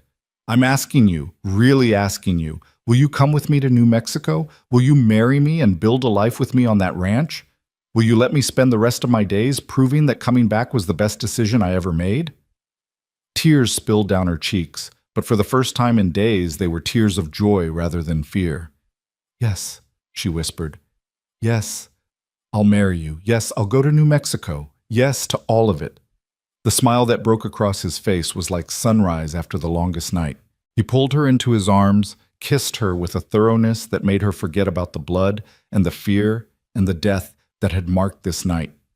When they finally broke apart, both breathless, Thomas was standing in the doorway with 3 cups of coffee and a knowing smile. "I take it congratulations are in order?" "Pa," Lila started. "Don't worry, I heard, and I'm happy for you both, truly happy." He handed them each a cup. "So when's the wedding?" Mason looked at Lila. "As soon as possible?" "As soon as possible," she agreed. "Then we've got planning to do," Thomas said. "But first, let's drink our coffee and be grateful we're all alive to see another day." They sat together as the sun rose over Redstone Crossing, 3 people bound by love and survival and the promise of a future that had almost been stolen away. Outside, the town began to stir, to heal, to move forward. And in that small room above the store, Lila Harwood finally allowed herself to believe in happiness, real, full-throated happiness, for the first time in 20 years. The coffee grew cold in their cups as exhaustion finally caught up with them. Thomas insisted that Mason get some proper rest, and for once Mason didn't argue. His arm throbbed where the bullet had grazed it, and every muscle in his body ached from the night's violence. He climbed the stairs to his small room while Lila helped her father secure the store for what remained of the morning. "You should sleep too," Thomas said, watching his daughter move through the familiar motions with mechanical precision. "I'm not sure I can." "Try anyway. We've got a lot to do in the coming days, and you'll need your strength." Lila nodded and made her way to her own room, but sleep eluded her. Every time she closed her eyes, she saw the muzzle flashes in the darkness, heard the gunfire, felt the terror of not knowing if Mason was alive or dead. She lay in bed watching the sun climb higher, listening to the sounds of the town coming back to life, and wondered how everything had changed so completely in just 1 week. 7 days ago, she'd been resigned to a quiet life of duty and diminished expectations.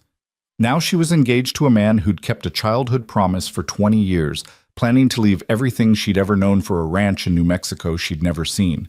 The speed of it should have terrified her.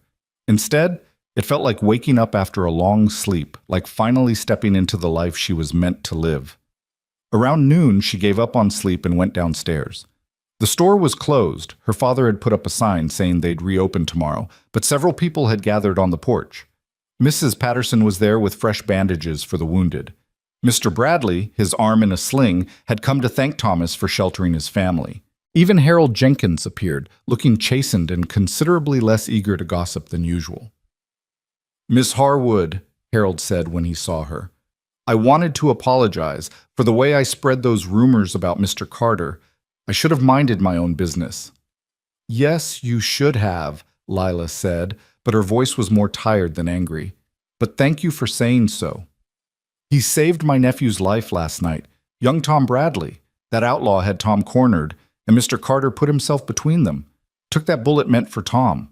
Harold's face was red with shame and gratitude. "I judged him wrong. We all did." "Not all of us," Thomas said mildly. "Some of us waited for the truth to come out." After the visitors left, Lila found Mason awake and sitting on his bed staring out the window at Main Street.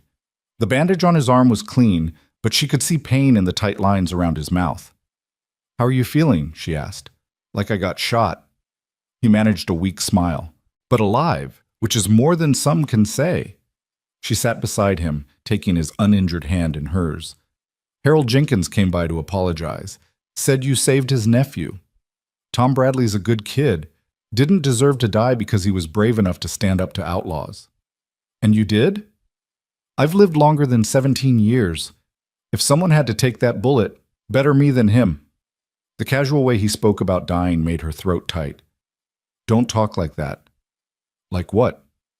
"Like your life matters less than someone else's. Like I wouldn't have died inside if you'd been killed last night." He turned to look at her fully, his eyes searching her face. "I'm sorry. You're right.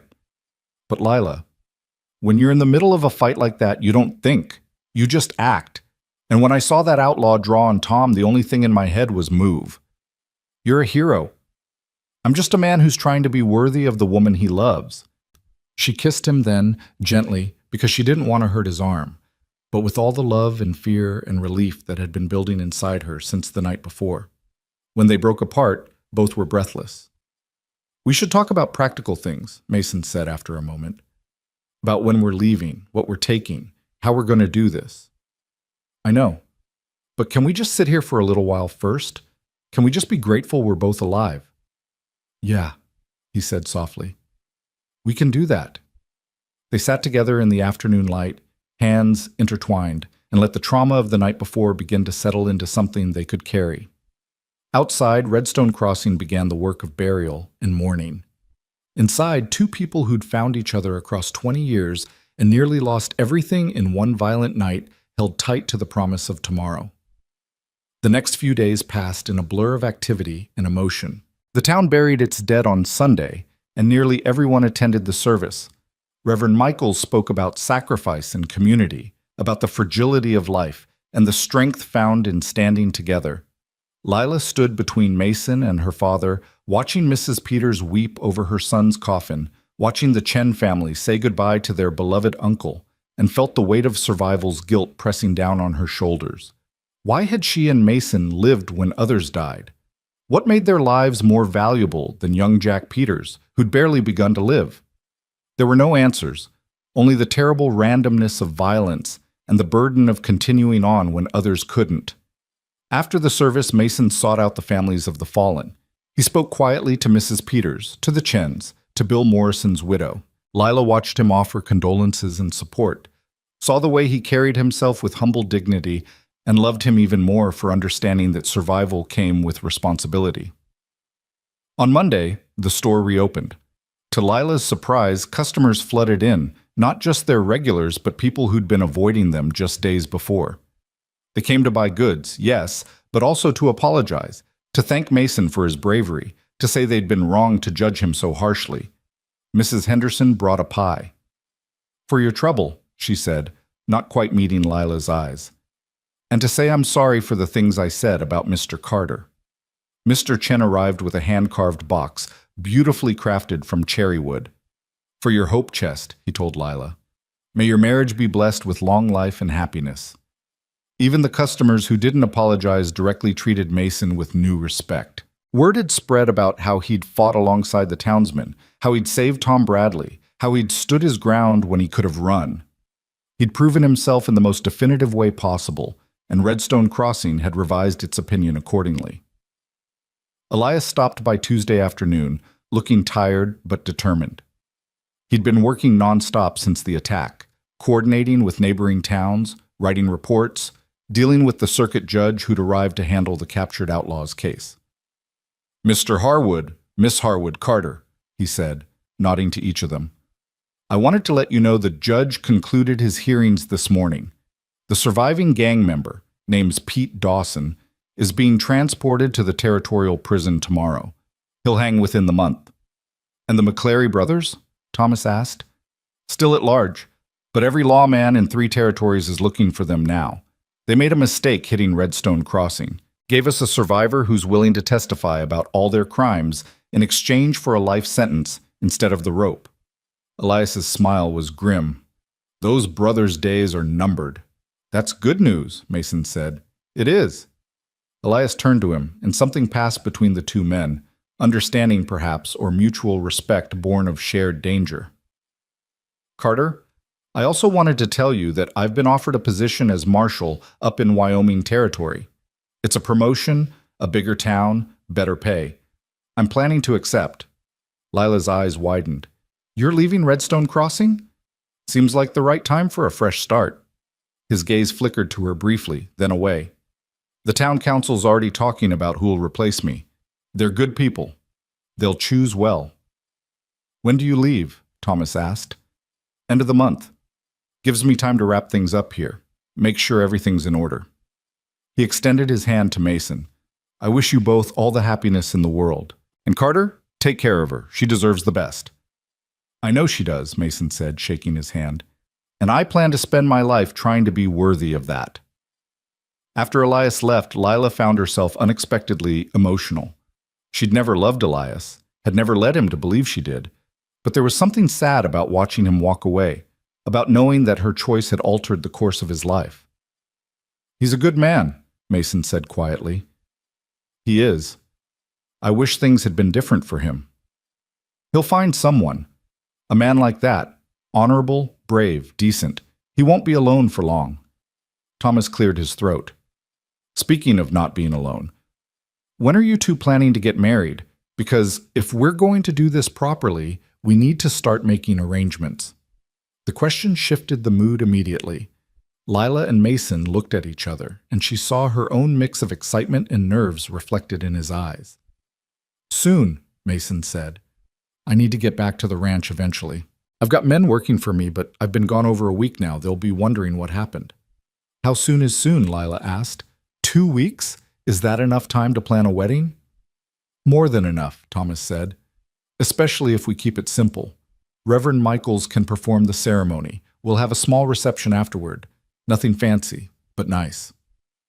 "I don't need fancy," Lila said. "I just need you," she told Mason. The days that followed were a whirlwind of preparation. Lila had to decide what to take with her and what to leave behind.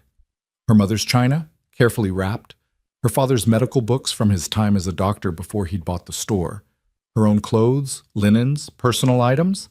It was surprisingly difficult to reduce a lifetime to what could fit in a wagon. Mrs. Patterson insisted on making Lila's wedding dress and spent hours at the store taking measurements and discussing fabric. "Nothing too fancy," Lila said. "It needs to be practical, something I can wear again." "Every bride deserves to feel beautiful on her wedding day," Mrs. Patterson declared. "We'll make it practical and beautiful." Thomas threw himself into the work of preparing to sell the store. He'd already had offers. Mr. Chen was interested, as was a young couple who'd recently moved to town. The negotiations moved quickly. Thomas seemed relieved to be letting go, as if he'd been waiting for permission to stop carrying the weight of responsibility. "Are you sure about this, Pa?" Lila asked one evening as they went through inventory together. "You've run this store for 30 years. 32, actually, and yes, I'm sure. Lila, I'm 65 years old. I'm tired. And the thought of starting fresh somewhere new, of seeing what you and Mason build together, that excites me more than another year behind this counter ever could. What will you do at the ranch?" "Whatever needs doing. I can keep books, manage supplies, maybe teach some local children their letters if that school you're planning comes together. I'm not ready to sit in a rocking chair and wait to die, but I'm ready to slow down, to enjoy what time I have left." "Don't talk about dying." "It's not morbid, sweetheart. It's realistic. But I'll tell you this. I'd rather spend my final years on a ranch in New Mexico watching my daughter be happy than waste away in this store watching you sacrifice your dreams for me." They finished the inventory in silence, but it was a comfortable silence, full of understanding and love. Mason spent his days helping prepare for the journey while his arm healed. He checked on the horses he'd need to purchase, inspected wagons, calculated supplies. He was methodical and thorough, the same qualities that had helped him build his ranch from nothing. One afternoon, he and Lila took a walk to the oak tree. It had become their place, their refuge from the chaos of preparation and the curious eyes of the town. They sat beneath its spreading branches, and Mason pulled a small box from his pocket. "This isn't much," he said, opening it to reveal a simple gold band with a small stone set in it. "But I wanted you to have something, a symbol of what we're building together." The stone was turquoise, blue-green like water under sunlight. It was beautiful in its simplicity, far more meaningful than any elaborate diamond could have been. "Mason, it's perfect." He slipped it onto her finger. It fit perfectly, as if it had been made for her. "I bought it in Santa Fe 2 years ago, saw it in a jeweler's window, and thought of you. Thought of the promise I'd made. Thought maybe if I could just work up the courage to come back, I might get to put it on your finger someday." "You've been carrying this for 2 years?" "I've been carrying the memory of you for 20. 2 more years was nothing." She kissed him there under the oak tree where they'd first promised to love each other as children. The kiss was sweet and full of promise, a beginning rather than an ending. "Tell me more about the ranch," she said when they finally broke apart. "I want to know everything, every detail." So he told her. He described the house in greater detail. the wide plank floors he'd sanded himself, the stone fireplace he'd built from river rock, the windows that faced the mountains. He told her about the land, the cattle, the seasonal rhythms of ranch life. He described the creek where trout swam in silver schools, the meadow that filled with wildflowers in spring, the way the mountains turned purple at sunset. "There's a spot about a mile from the house," he said, his voice taking on a dreamy quality. "Up on a small rise. You can see the whole valley from there. First time I saw it, I thought, this is where I'll bring Lila. This is where I'll show her that I kept my promise." "When we get there," Lila said, "that's the first place I want to see. Then that's where we'll go. First thing." They talked until the sun began to set, making plans and sharing dreams. Lila told him about her hope to start a school, about teaching children who might not otherwise get an education. Mason told her about his plans to expand the ranch, about breeding better cattle, about building something that would last for generations. "Our children will grow up there," Lila said, and it wasn't a question. "As many as you want. We've got space for a dozen if you're willing." She laughed. "Let's start with 1 or 2 and see how we manage." "Fair enough." He pulled her close, and they watched the sunset together, the sky turning gold and pink and purple. "Are you scared? About leaving?" "Terrified," she admitted, "but also excited, also ready. Does that make sense?" "Perfect sense. I'm scared too. Scared I'll disappoint you. Scared the ranch won't be what you hoped. Scared I'll wake up and this will all have been a dream." "It's not a dream. It's real. We're real." "Yeah," he said softly. "We are." The wedding was planned for Saturday, exactly 2 weeks after Mason had first walked back into Lila's life. The whole town was invited. It seemed churlish not to, especially after everyone had fought together against the McClary gang. Mrs. Patterson finished the dress on Wednesday, and when Lila tried it on, she barely recognized herself in the mirror. The dress was simple but elegant, cream-colored with delicate embroidery at the neckline and cuffs. It fit perfectly, making Lila look both beautiful and practical, ready for a life that would involve hard work alongside the romance. "You look like a bride," Mrs. Patterson said, her eyes misty. "A real bride." "Thank you," Lila said, hugging the older woman impulsively. "For everything, for the dress, for the kindness, for believing in us." "I should be thanking you, dear. Watching you two has reminded this whole town what it means to keep a promise, what it means to fight for love. We needed that reminder." Thursday brought the final sale of the store. Thomas had accepted Mr. Chen's offer, and the paperwork was signed in the presence of the town's lawyer. Mr. Chen would take possession on Monday, giving Thomas and Lila time to pack their personal belongings and say their goodbyes. "It's strange," Thomas said that evening as they closed the store for the last time as owners. "I thought I'd feel sad, but mostly I feel relieved, ready. I'm glad, Pa. I want you to be happy." "I am happy. For the first time in years, I'm genuinely happy. Your mother would have loved this, all of it. The romance, the adventure, the new beginning. She always said we stayed in Redstone Crossing too long, got too comfortable. I think she'd be glad we're finally taking a risk." Lila thought of her mother, dead these past 10 years, and wished she could be here to see this. But maybe she could see it somehow. Maybe she was smiling somewhere, pleased that her husband and daughter were finally choosing courage over comfort. Friday was spent in final preparations. Mason bought the wagon and horses, loaded their belongings, checked and rechecked every detail. He was nervous, Lila could tell, anxious that something would go wrong at the last moment. She found him that evening in the stable, checking the wagon's axles for the 3rd time. "It's going to be fine," she said. "I just want everything to be perfect. Mason, look at me." She waited until he did. "It doesn't have to be perfect, it just has to be ours. Whatever happens tomorrow, whatever happens on the journey, whatever we find when we get to New Mexico, we'll face it together. That's what matters." He pulled her into his arms, holding her close. "How did I get so lucky?" "You didn't get lucky. You worked for 20 years to build something worthy. You kept a promise when most people would have forgotten. You earned this. We earned this." "Yes," she agreed. "We did." Saturday dawned clear and bright, the kind of perfect summer day that felt like a gift from heaven. Lila woke early, her heart pounding with a mixture of nerves and excitement. Today she would marry Mason Carter. Today she would stop being just Lila Harwood and become Lila Carter. Today her new life would truly begin. Mrs. Patterson arrived early to help her dress and arrange her hair. She wove small wildflowers into Lila's dark curls, creating a crown that was both simple and beautiful. "There," Mrs. Patterson said, stepping back to admire her work. "Perfect." Lila looked at herself in the mirror and saw a woman transformed, not just by the dress and the flowers, but by love and choice and the courage to reach for something more. The ceremony was held in the church at 2 o'clock. The building was packed. It seemed like every resident of Redstone Crossing had turned out to witness the wedding. Lila walked down the aisle on her father's arm and saw Mason waiting for her at the altar. He wore a new suit, his hair freshly cut, his face clean-shaven.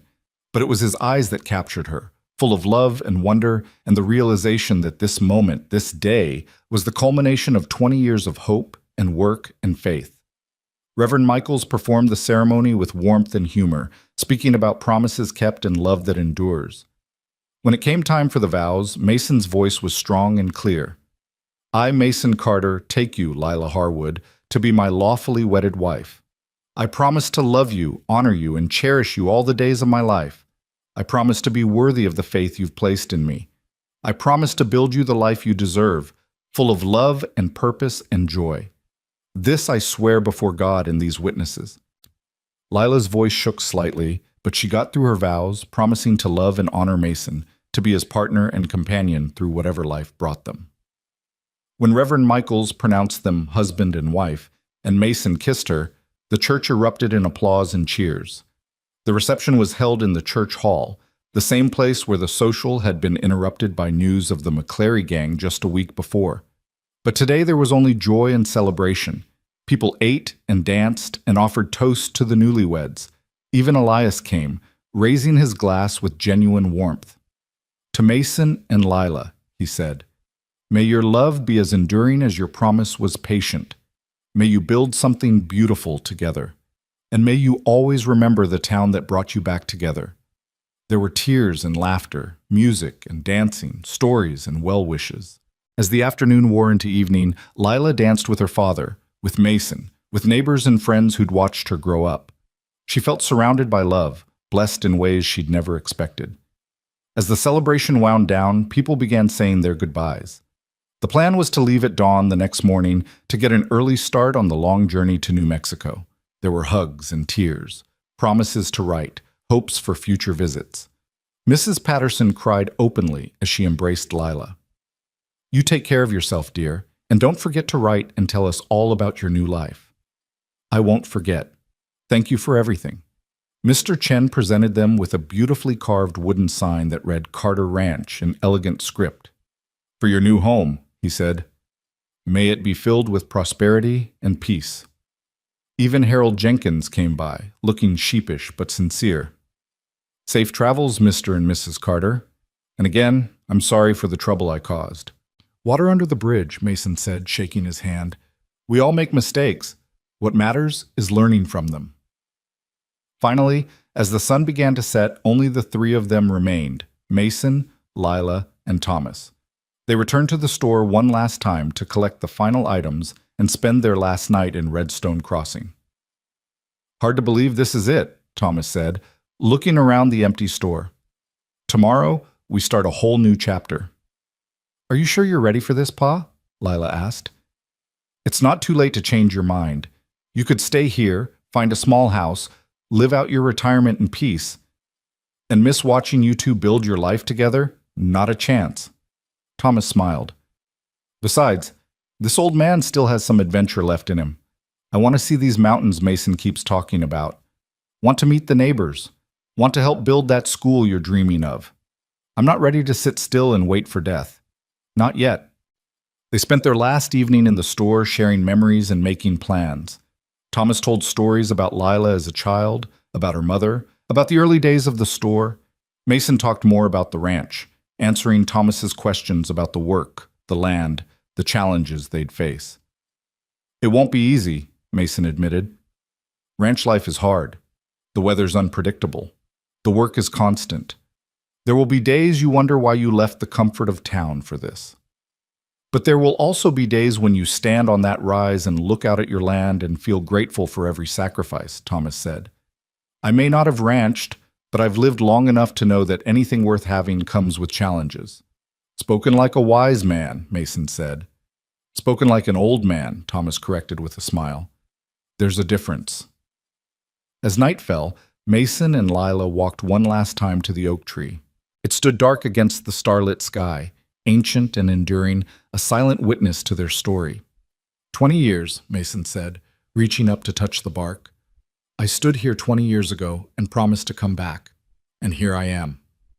Here we are, Lila corrected. Together. Together. He pulled her close.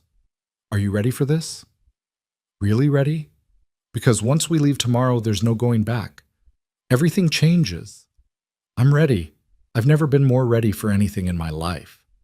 They stood there holding each other, and Lila thought about all the years of waiting, all the quiet resignation, all the dreams she'd tucked away in the corners of her heart. Mason had returned and brought those dreams back to life. He'd proven that promises could be kept, that love could endure, that sometimes the stories that seemed too good to be true were actually just true. Thank you, she whispered. For what? For coming back, for keeping your promise, for giving me this hope, this future, this love. Thank you for not forgetting the girl under the oak tree. I could never forget her. She was the reason for everything. Every hard day, every setback, every moment I wanted to give up, I thought of her, thought of you, and I kept going. They walked back to the store hand in hand, ready for one last night in Redstone Crossing. Tomorrow they would begin their journey. Tomorrow they would leave behind everything familiar and strike out toward the unknown. But tonight they had each other, and that was enough. In the small room above the store, Lila lay awake long after Mason had fallen asleep beside her. She listened to his breathing, felt the warmth of him, and marveled at how completely her life had changed in just 2 weeks. She thought about the woman she'd been, resigned, dutiful, quietly heartbroken. That woman felt like a stranger now. In her place was someone braver, someone willing to risk everything for love and possibility. She thought about the journey ahead, about the ranch she'd never seen, about the life they'd build together. There would be challenges, certainly, hardships and struggles and moments of doubt, but there would also be joy and partnership and the deep satisfaction of building something real. Mason stirred beside her, reaching for her even in sleep. She took his hand and held it tight, this man who'd traveled so far and worked so hard to keep a childhood promise. Tomorrow they would ride toward their future together. But tonight, in the quiet darkness of her last night in Redstone Crossing, Lila Carter simply felt grateful. For second chances, for promises kept, for love that had waited 20 years and would now have a lifetime to grow. Dawn broke over Redstone Crossing with a gentleness that felt like a benediction. Lila woke to find Mason already up, standing at the window watching the sky turn from gray to gold. She rose and joined him, slipping her arm around his waist, and together they watched the sun paint the buildings of Main Street in warm light. Last sunrise in Redstone Crossing, she said softly. No regrets?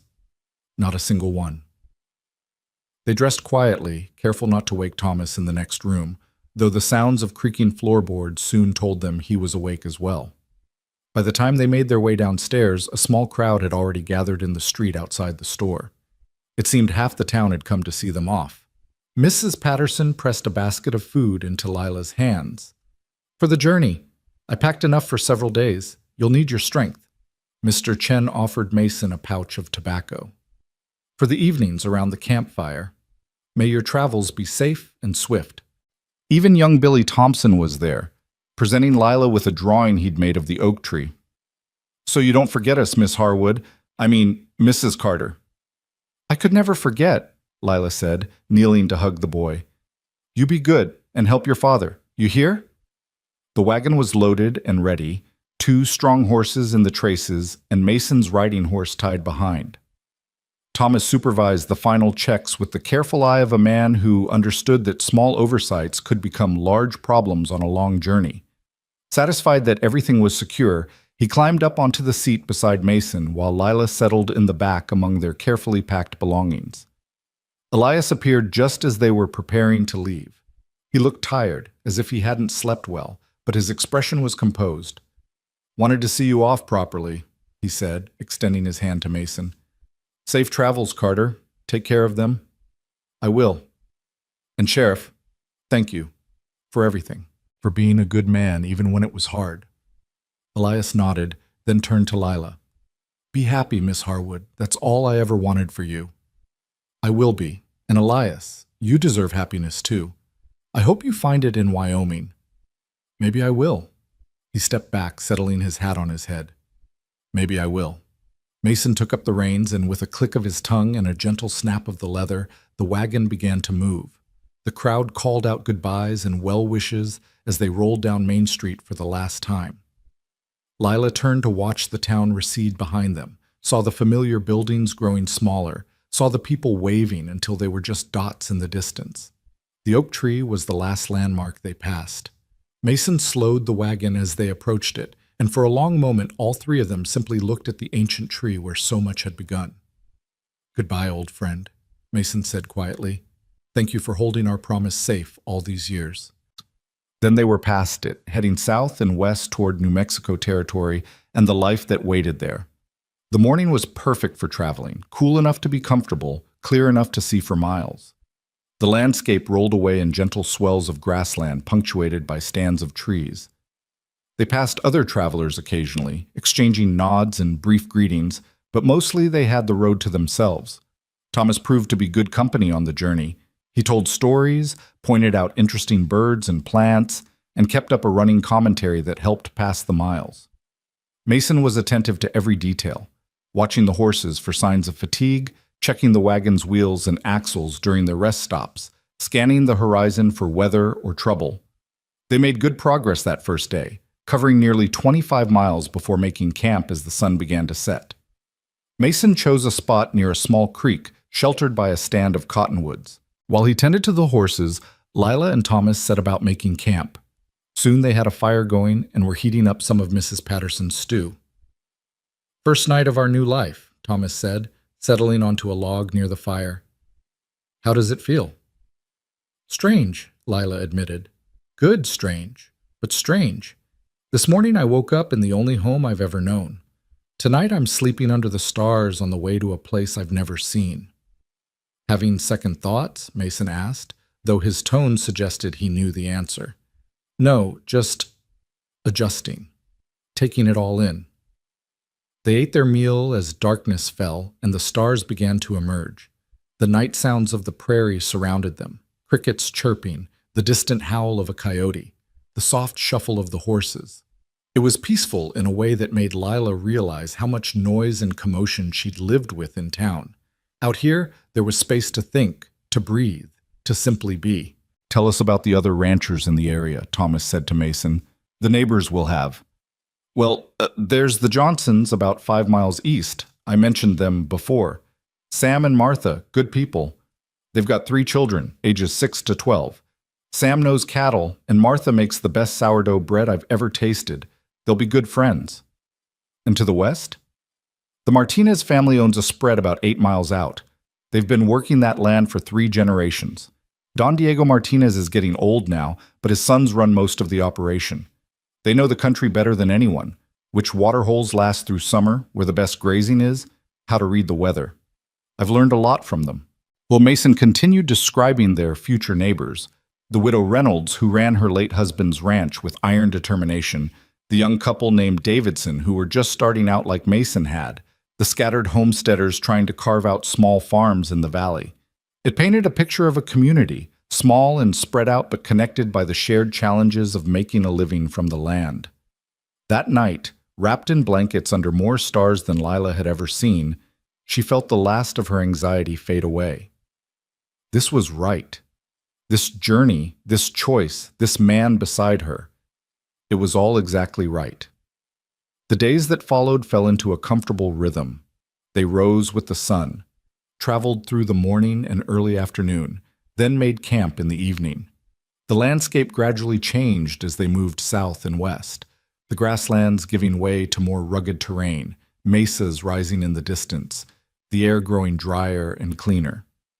Mason proved to be an excellent trail guide.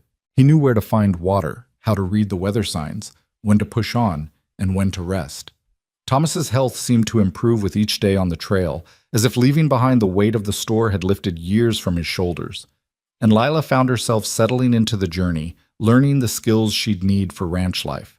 How to start a fire with damp wood, how to cook over an open flame, how to read the land the way Mason did. On the fourth day, they encountered a family traveling in the opposite direction.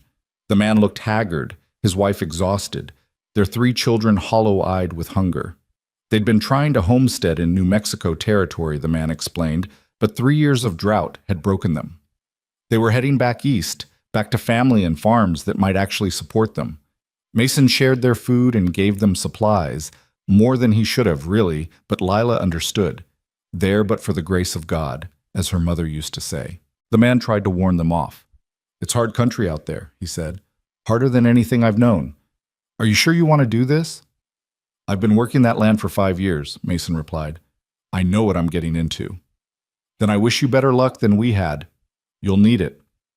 After they parted ways, Thomas looked thoughtfully at Mason. "Does that happen often? Homesteaders giving up?" "Often enough. Ranching isn't for everyone. It takes a certain kind of stubbornness to stick it out when the weather doesn't cooperate and the cattle get sick and everything seems to go wrong all at once."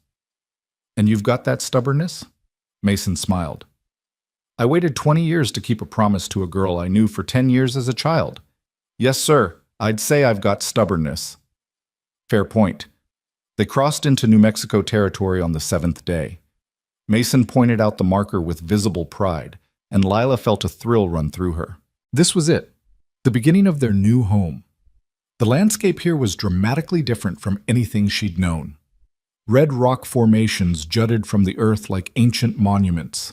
Mountains loomed in the distance, their peaks still holding snow despite the summer heat. The sky seemed bigger somehow, more vast and endless. "It's beautiful," Lila breathed. "Wait until you see the ranch," Mason said. "We've still got 3 days of travel, but every mile gets better." He wasn't exaggerating. As they pressed deeper into the territory, the land revealed itself in layers of stunning beauty. They followed a river valley where cottonwoods grew thick and green. They climbed into foothills where pine trees scented the air. They crossed meadows that would have been carpeted with wildflowers in spring. Even in the heat of summer, Lila could see the potential, could imagine how glorious this country must be when the rains came and everything bloomed. On the 10th day, Mason grew visibly more excited. He kept scanning the horizon, checking landmarks, calculating distances. Around midday, he turned the wagon off the main trail onto a smaller track that wound through a stand of pines. "Almost there," he said. "Maybe another hour." Lila's heart began to pound.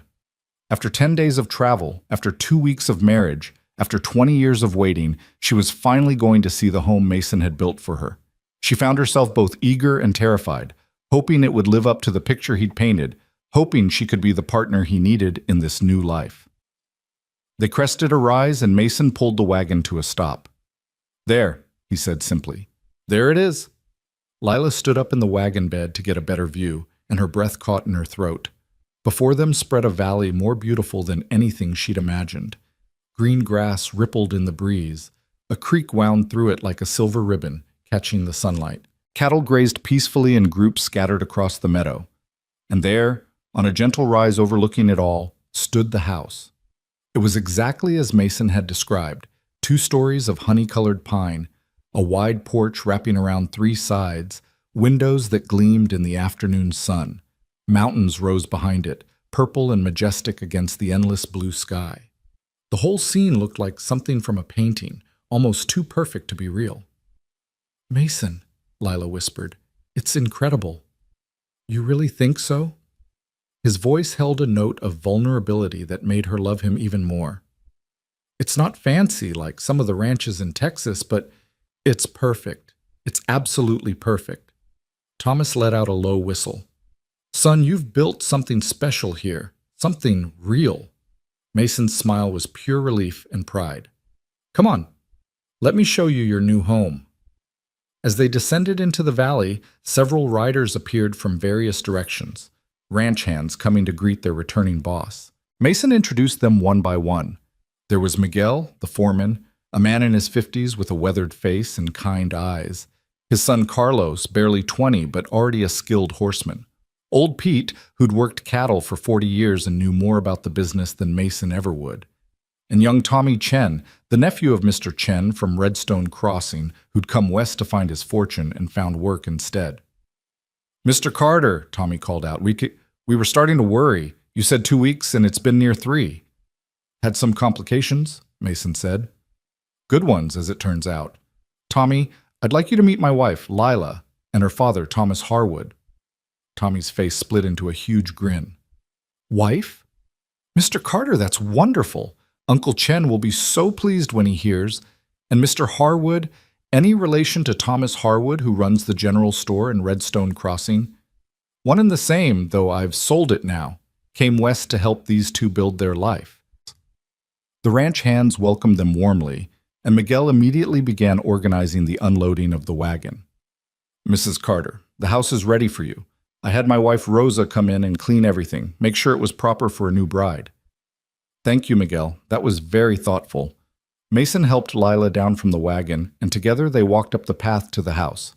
Up close, it was even more beautiful than from a distance. The porch was solid and wide, perfect for sitting and watching the valley. The front door was carved with a simple pattern of leaves and vines. And when Mason opened it and gestured for her to enter, Lila stepped into the home that would be hers for the rest of her life. The interior was spacious and well-built. The main room featured that stone fireplace Mason had mentioned, large enough to heat the entire floor. Windows on multiple walls filled the space with light. The kitchen was well appointed with a cast-iron stove, work surfaces, and storage. Upstairs were 4 bedrooms, just as he'd promised, each with windows that framed different views of the valley and mountains. "The master bedroom overlooks the east," Mason said, leading her to the largest room. "So you can watch the sunrise if you want. And from the west window, you can see the sunset. I wanted you to have both." Lila walked to the east window and looked out at the valley spreading below, at the mountains in the distance, at the endless sky. It was overwhelming in the best possible way. So much space, so much beauty, so much possibility. "What do you think?" Mason asked, and she heard the nervousness in his voice, the fear that somehow this wouldn't be enough. She turned to face him, tears streaming down her cheeks. "I think you kept your promise. I think you built exactly what you said you would. I think—" Her voice broke. "I think I'm home." He crossed the room in 2 strides and pulled her into his arms, holding her as she cried happy tears into his shirt. Behind them, Thomas cleared his throat from the doorway. "I'll just go help the boys unload the wagon," he said tactfully. "Give you 2 a moment." After he left, Mason and Lila stood together at the window, his arms around her, her back against his chest, both of them looking out at the land that was now theirs. "I love you," Mason said. "I've loved you since we were 10 years old, and I'll love you until I die." "I love you too. And Mason, thank you. Thank you for not forgetting. Thank you for building this. Thank you for coming back. Best decision I ever made." They spent the rest of the afternoon settling in. The ranch hands helped carry furniture and boxes into the house.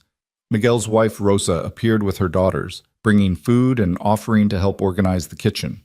The house quickly came alive with activity and warmth, transforming from an empty structure into a home. As evening approached, Miguel called everyone together for a celebration dinner.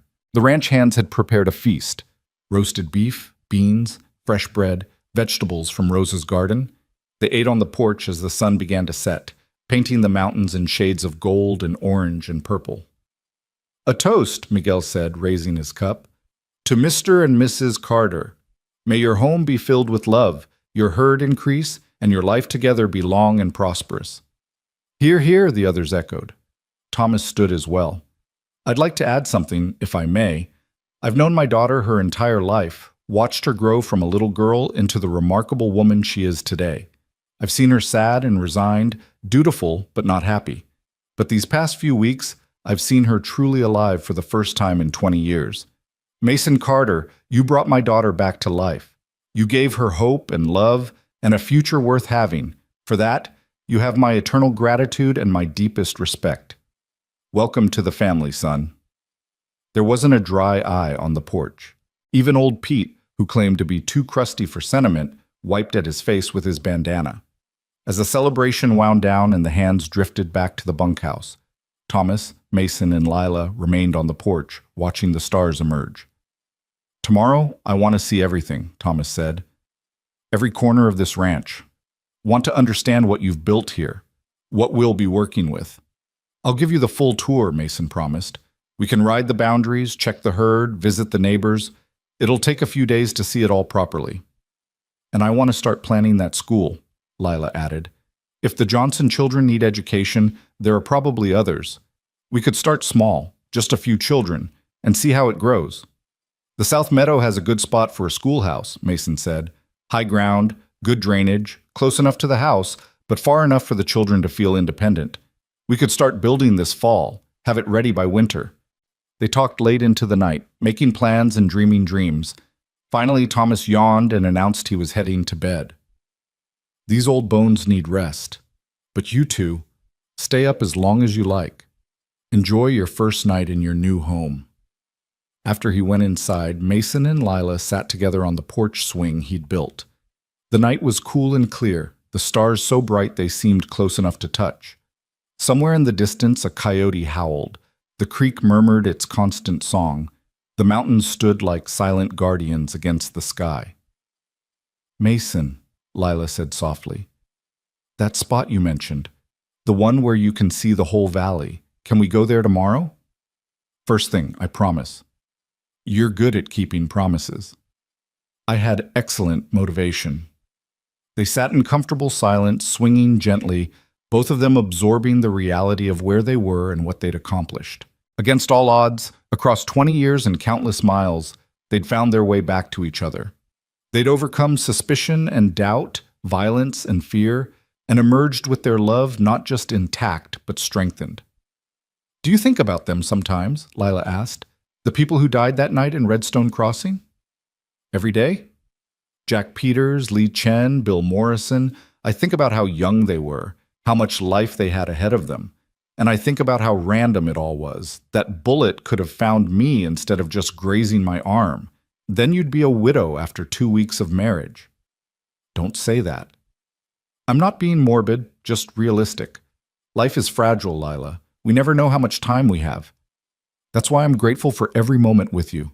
Why I'm determined not to waste a single day of whatever time we're given." She leaned her head against his shoulder.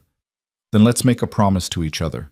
Let's promise to live fully, to work hard, but also to appreciate what we have. To build something lasting, but also to enjoy the present. To plan for the future while cherishing each day." "I can promise that." "And Lila, let's promise to always remember where we started. That oak tree, those 2 kids who didn't know anything about the world but knew they belonged together. No matter how successful the ranch becomes, no matter how comfortable our life gets, let's never forget the promise that brought us here." "Never," she agreed. "That promise is our foundation. Everything we build will be built on it." They stayed on the porch until late, reluctant to end their first day in their new home. When they finally went inside and climbed the stairs to their bedroom, Lila paused at the window to look out at the valley one more time. The moon had risen, painting everything in silver light. It was breathtakingly beautiful. And it was home. The days that followed were busy with the work of settling in and learning the rhythms of ranch life. Mason took Lila on that promised ride to the high spot overlooking the valley. They went at dawn, watching the sun rise over the mountains and illuminate the land spread below them. "This is where I came when I needed to remember why I was working so hard," Mason said. "When everything seemed impossible, when I doubted whether you'd even give me a chance if I came back. I'd ride up here and look at this valley and think about bringing you here. Showing you what I'd built, seeing your face when you realized I'd kept my promise." "And? Was my reaction what you hoped?" "Better, so much better than anything I'd imagined." They sat on their horses side by side, watching the valley wake up beneath them. Lila could see the house, the creek, the grazing cattle. She could see Miguel and the hands beginning their day's work. She could see the spot where the school would stand. And beyond it all, she could see the future. Years of work and growth, children running through the grass, the ranch prospering and expanding, a life built on love, and kept promises. True to her word, Lila began planning the school immediately. She visited the Johnson family and was welcomed warmly by Martha, who cried with joy at the prospect of proper education for her children. The Martinez family had grandchildren who needed schooling. Even some of the ranch hands had siblings or cousins who might benefit. "We could start with 8 or 10 children," Lila told Mason excitedly. "And once word spreads, more families might move to the area. Good schools attract good people." "Then we'll build the best schoolhouse in the territory," Mason promised. Thomas found his place in the ranch operations as well. He took over managing the books and supplies, applying decades of storekeeping experience to ranch logistics. He also began teaching some of the ranch hands to read in the evenings, starting with young Tommy Chen, who was eager to improve his education. "This is good," Thomas told Lila one evening. "This is what I needed. Purpose without the constant pressure. Contribution without the weight of ownership. I should have done this years ago." "You did it when you were ready. That's what matters." The summer passed quickly. Mason taught Lila to ride properly, to read the land and weather, to understand the business of ranching. She proved to be a quick learner, unafraid of hard work or long days. Together they began building the school, with help from the ranch hands and neighbors. By August, the structure was framed. By September, it had walls and a roof. The neighbors proved to be wonderful. Martha Johnson became a close friend, visiting often and teaching Lila the finer points of frontier cooking and preserving. Don Diego Martinez, despite his age, rode over to offer advice and share wisdom accumulated over decades of working the land. The widow Reynolds proved to be sharp-witted and generous, always ready with help or supplies when needed. "You found a good community," Lila told Mason one evening. "These people care about each other." "They do. Out here you have to. The land is too hard, the distance is too great to make it alone. We depend on each other." As autumn approached, the school was finished. It was a simple building, one large room with a wood stove, windows on 3 sides for light, and benches Mason had built himself. But to Lila, it was perfect. She'd ordered books and supplies from Santa Fe, spent hours planning lessons, and prepared herself for the challenge of teaching children of varying ages and abilities. The school opened in early October with 11 students. The Johnson children, 3 Martinez grandchildren, Tommy Chen's younger sister who'd come to join him, and several others from scattered homesteads. That first day, standing in front of her small class with a piece of chalk in her hand, and her students' eager faces looking up at her, Lila felt a sense of purpose and fulfillment that rivaled anything she'd experienced. "Good morning, students," she said. "Welcome to Carter Valley School. I'm Mrs. Carter, and I'm delighted to be your teacher." The response was enthusiastic, if somewhat chaotic, but Lila didn't mind. She'd found her calling, and these children would be her legacy as much as any children she might bear. Speaking of which, she'd begun to suspect she might be pregnant. She hadn't said anything to Mason yet. It was too early to be certain, but she thought perhaps by Christmas she'd know for sure. The idea filled her with joy and terror in equal measure. A child. Their child. A living proof of the promise kept, and the love that had endured. Winter came to the valley with snow that transformed the landscape into something from a fairy tale. The school operated through December, then closed for a month to let families hunker down through the worst of the weather. Lila used the time to rest and to confirm what she'd suspected. She was indeed pregnant, due sometime in June. She told Mason on Christmas Eve, wrapping the news in a small box as his present. When he opened it and found the tiny knitted booties inside, a gift from Martha Johnson, who'd somehow guessed before Lila had even been sure, his face went through a series of expressions: confusion, comprehension, and then pure joy. "Really? We're having a baby." "We're having a baby." He picked her up and spun her around, laughing and crying at the same time. Thomas, watching from his chair by the fire, had tears streaming down his face. "A grandchild," he said wonderingly. "I'm going to be a grandfather." "You already are one, in every way that matters," Lila said, hugging him. "You've been the best father a daughter could ask for. Now you get to be the best grandfather, too." That winter was hard but wonderful. The snow was deep, the work was constant, but the house was warm and full of love. Mason doted on Lila, treating her like she was made of glass despite her protests that pregnancy wasn't an illness. Thomas prepared for his grandchild with the same methodical planning he'd once applied to inventory. reading every book on childbirth and child-rearing he could find, building a cradle from cherry wood, knitting tiny sweaters under Martha's instruction. Spring arrived with a rush of warmth and color. The meadows exploded with wildflowers, just as Mason had promised, lupines and Indian paintbrush, columbines and wild roses. Lila walked through them carefully, her belly now obviously swollen, and thought about the child who would grow up surrounded by this beauty.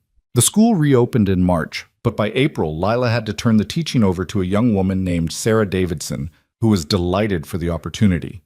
Lila was too far along to manage the children properly, and Doc Martinez, Don Diego's son, who'd trained as a physician in Mexico City, insisted she rest more.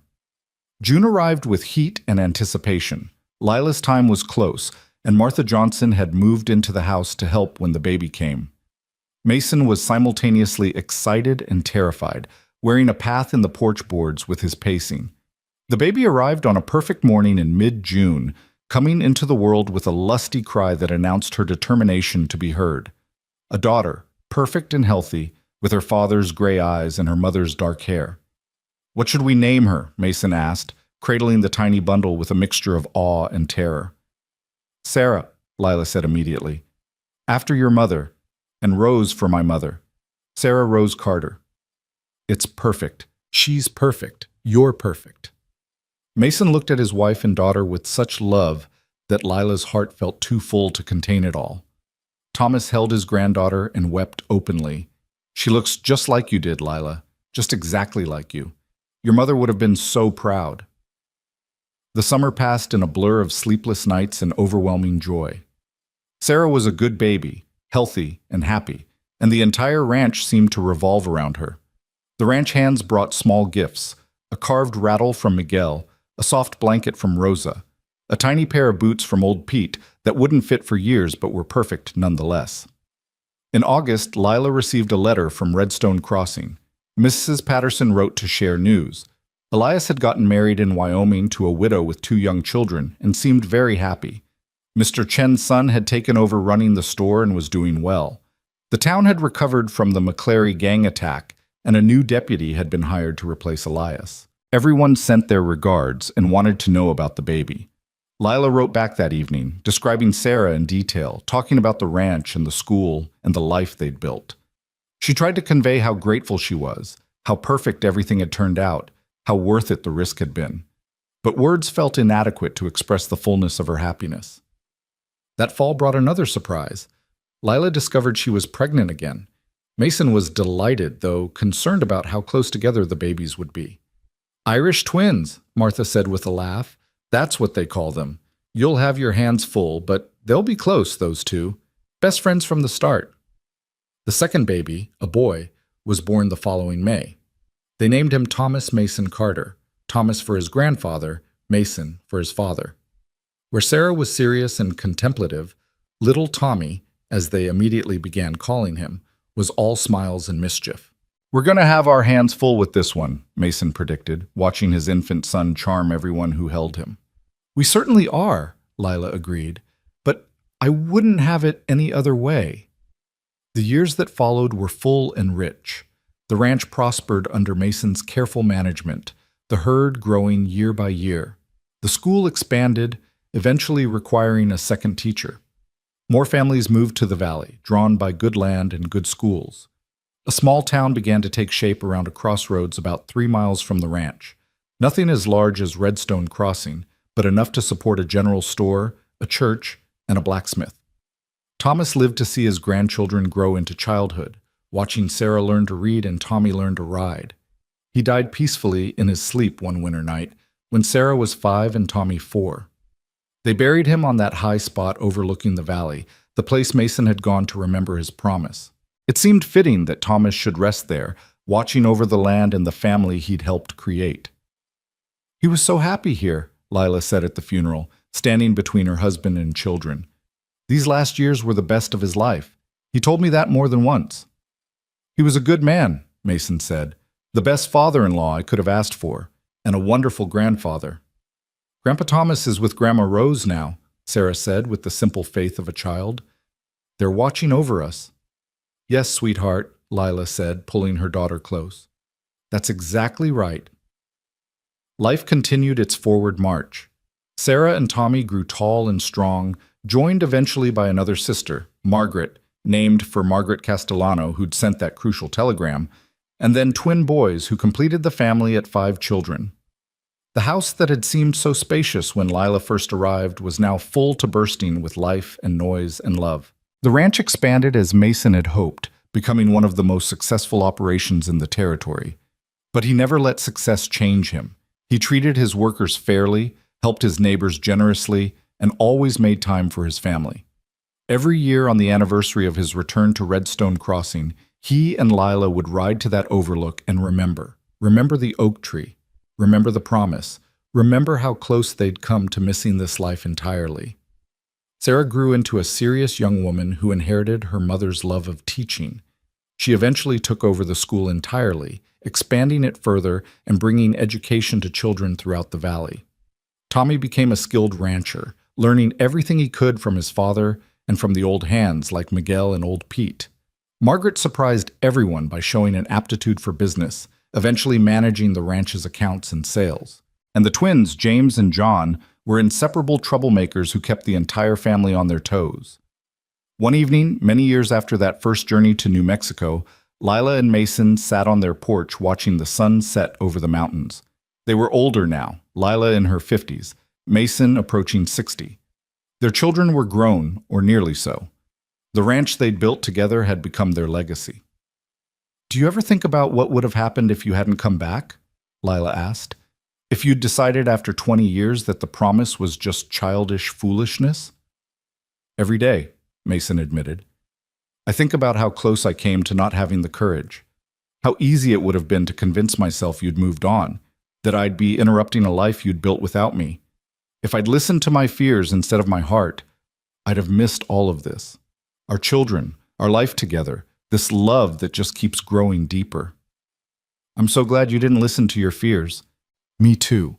Though I have to say, even in my wildest dreams when I was building this place, I never imagined it would be this good. I thought if I could just win your heart, if I could just build you a comfortable home, that would be enough. I never imagined the depth of partnership we'd find, the family we'd create, the life we'd build together." Lila took his hand, looking at the calluses and scars that told the story of decades of hard work. Her own hands were similarly marked by teaching, by raising children, by the 1,000 tasks that filled her days. They were the hands of people who'd worked hard and loved well. "Do you know what I think about?" she said. "I think about the woman I was before you came back.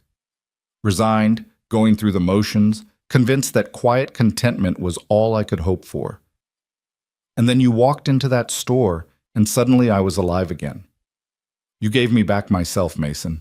You gave me permission to want more, to be more, to risk everything for something real. We gave each other that. You could have chosen safety. You could have married Elias and had a perfectly nice life in Redstone Crossing. But you chose courage instead. You chose risk and possibility and love. That choice, that's what made all this possible." They sat together as the sky turned from gold to pink to purple, as it had done thousands of times before and would do thousands of times again. Their children were inside preparing dinner, their voices carrying through the open windows. Grandchildren, Sarah's 2 boys, were playing in the yard, their laughter bright in the cooling air. "Mason," Lila said softly, "do you remember what you said to me that first day, when you walked into the store?" "I said, I came back to keep my promise." "And you did. You kept it completely, better than I ever imagined you could. It was the easiest promise I ever kept, because keeping it meant getting to spend my life with you." The stars began to emerge, scattered across the darkening sky like diamonds on velvet. Somewhere in the distance, a coyote howled its lonely song. The mountains stood silent and eternal, witness to the life that had unfolded in their shadow. Inside, one of the grandchildren called out, "Grandma! Grandpa! Dinner's ready!"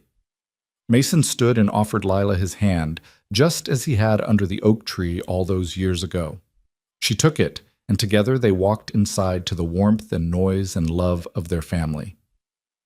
The promise made by two children under an oak tree had blossomed into something neither could have imagined. Not just a marriage or a ranch or a family, but a legacy of love that would endure long after they were gone. That night, lying in bed beside her husband of more than 20 years, Lila thought about everything they'd built together.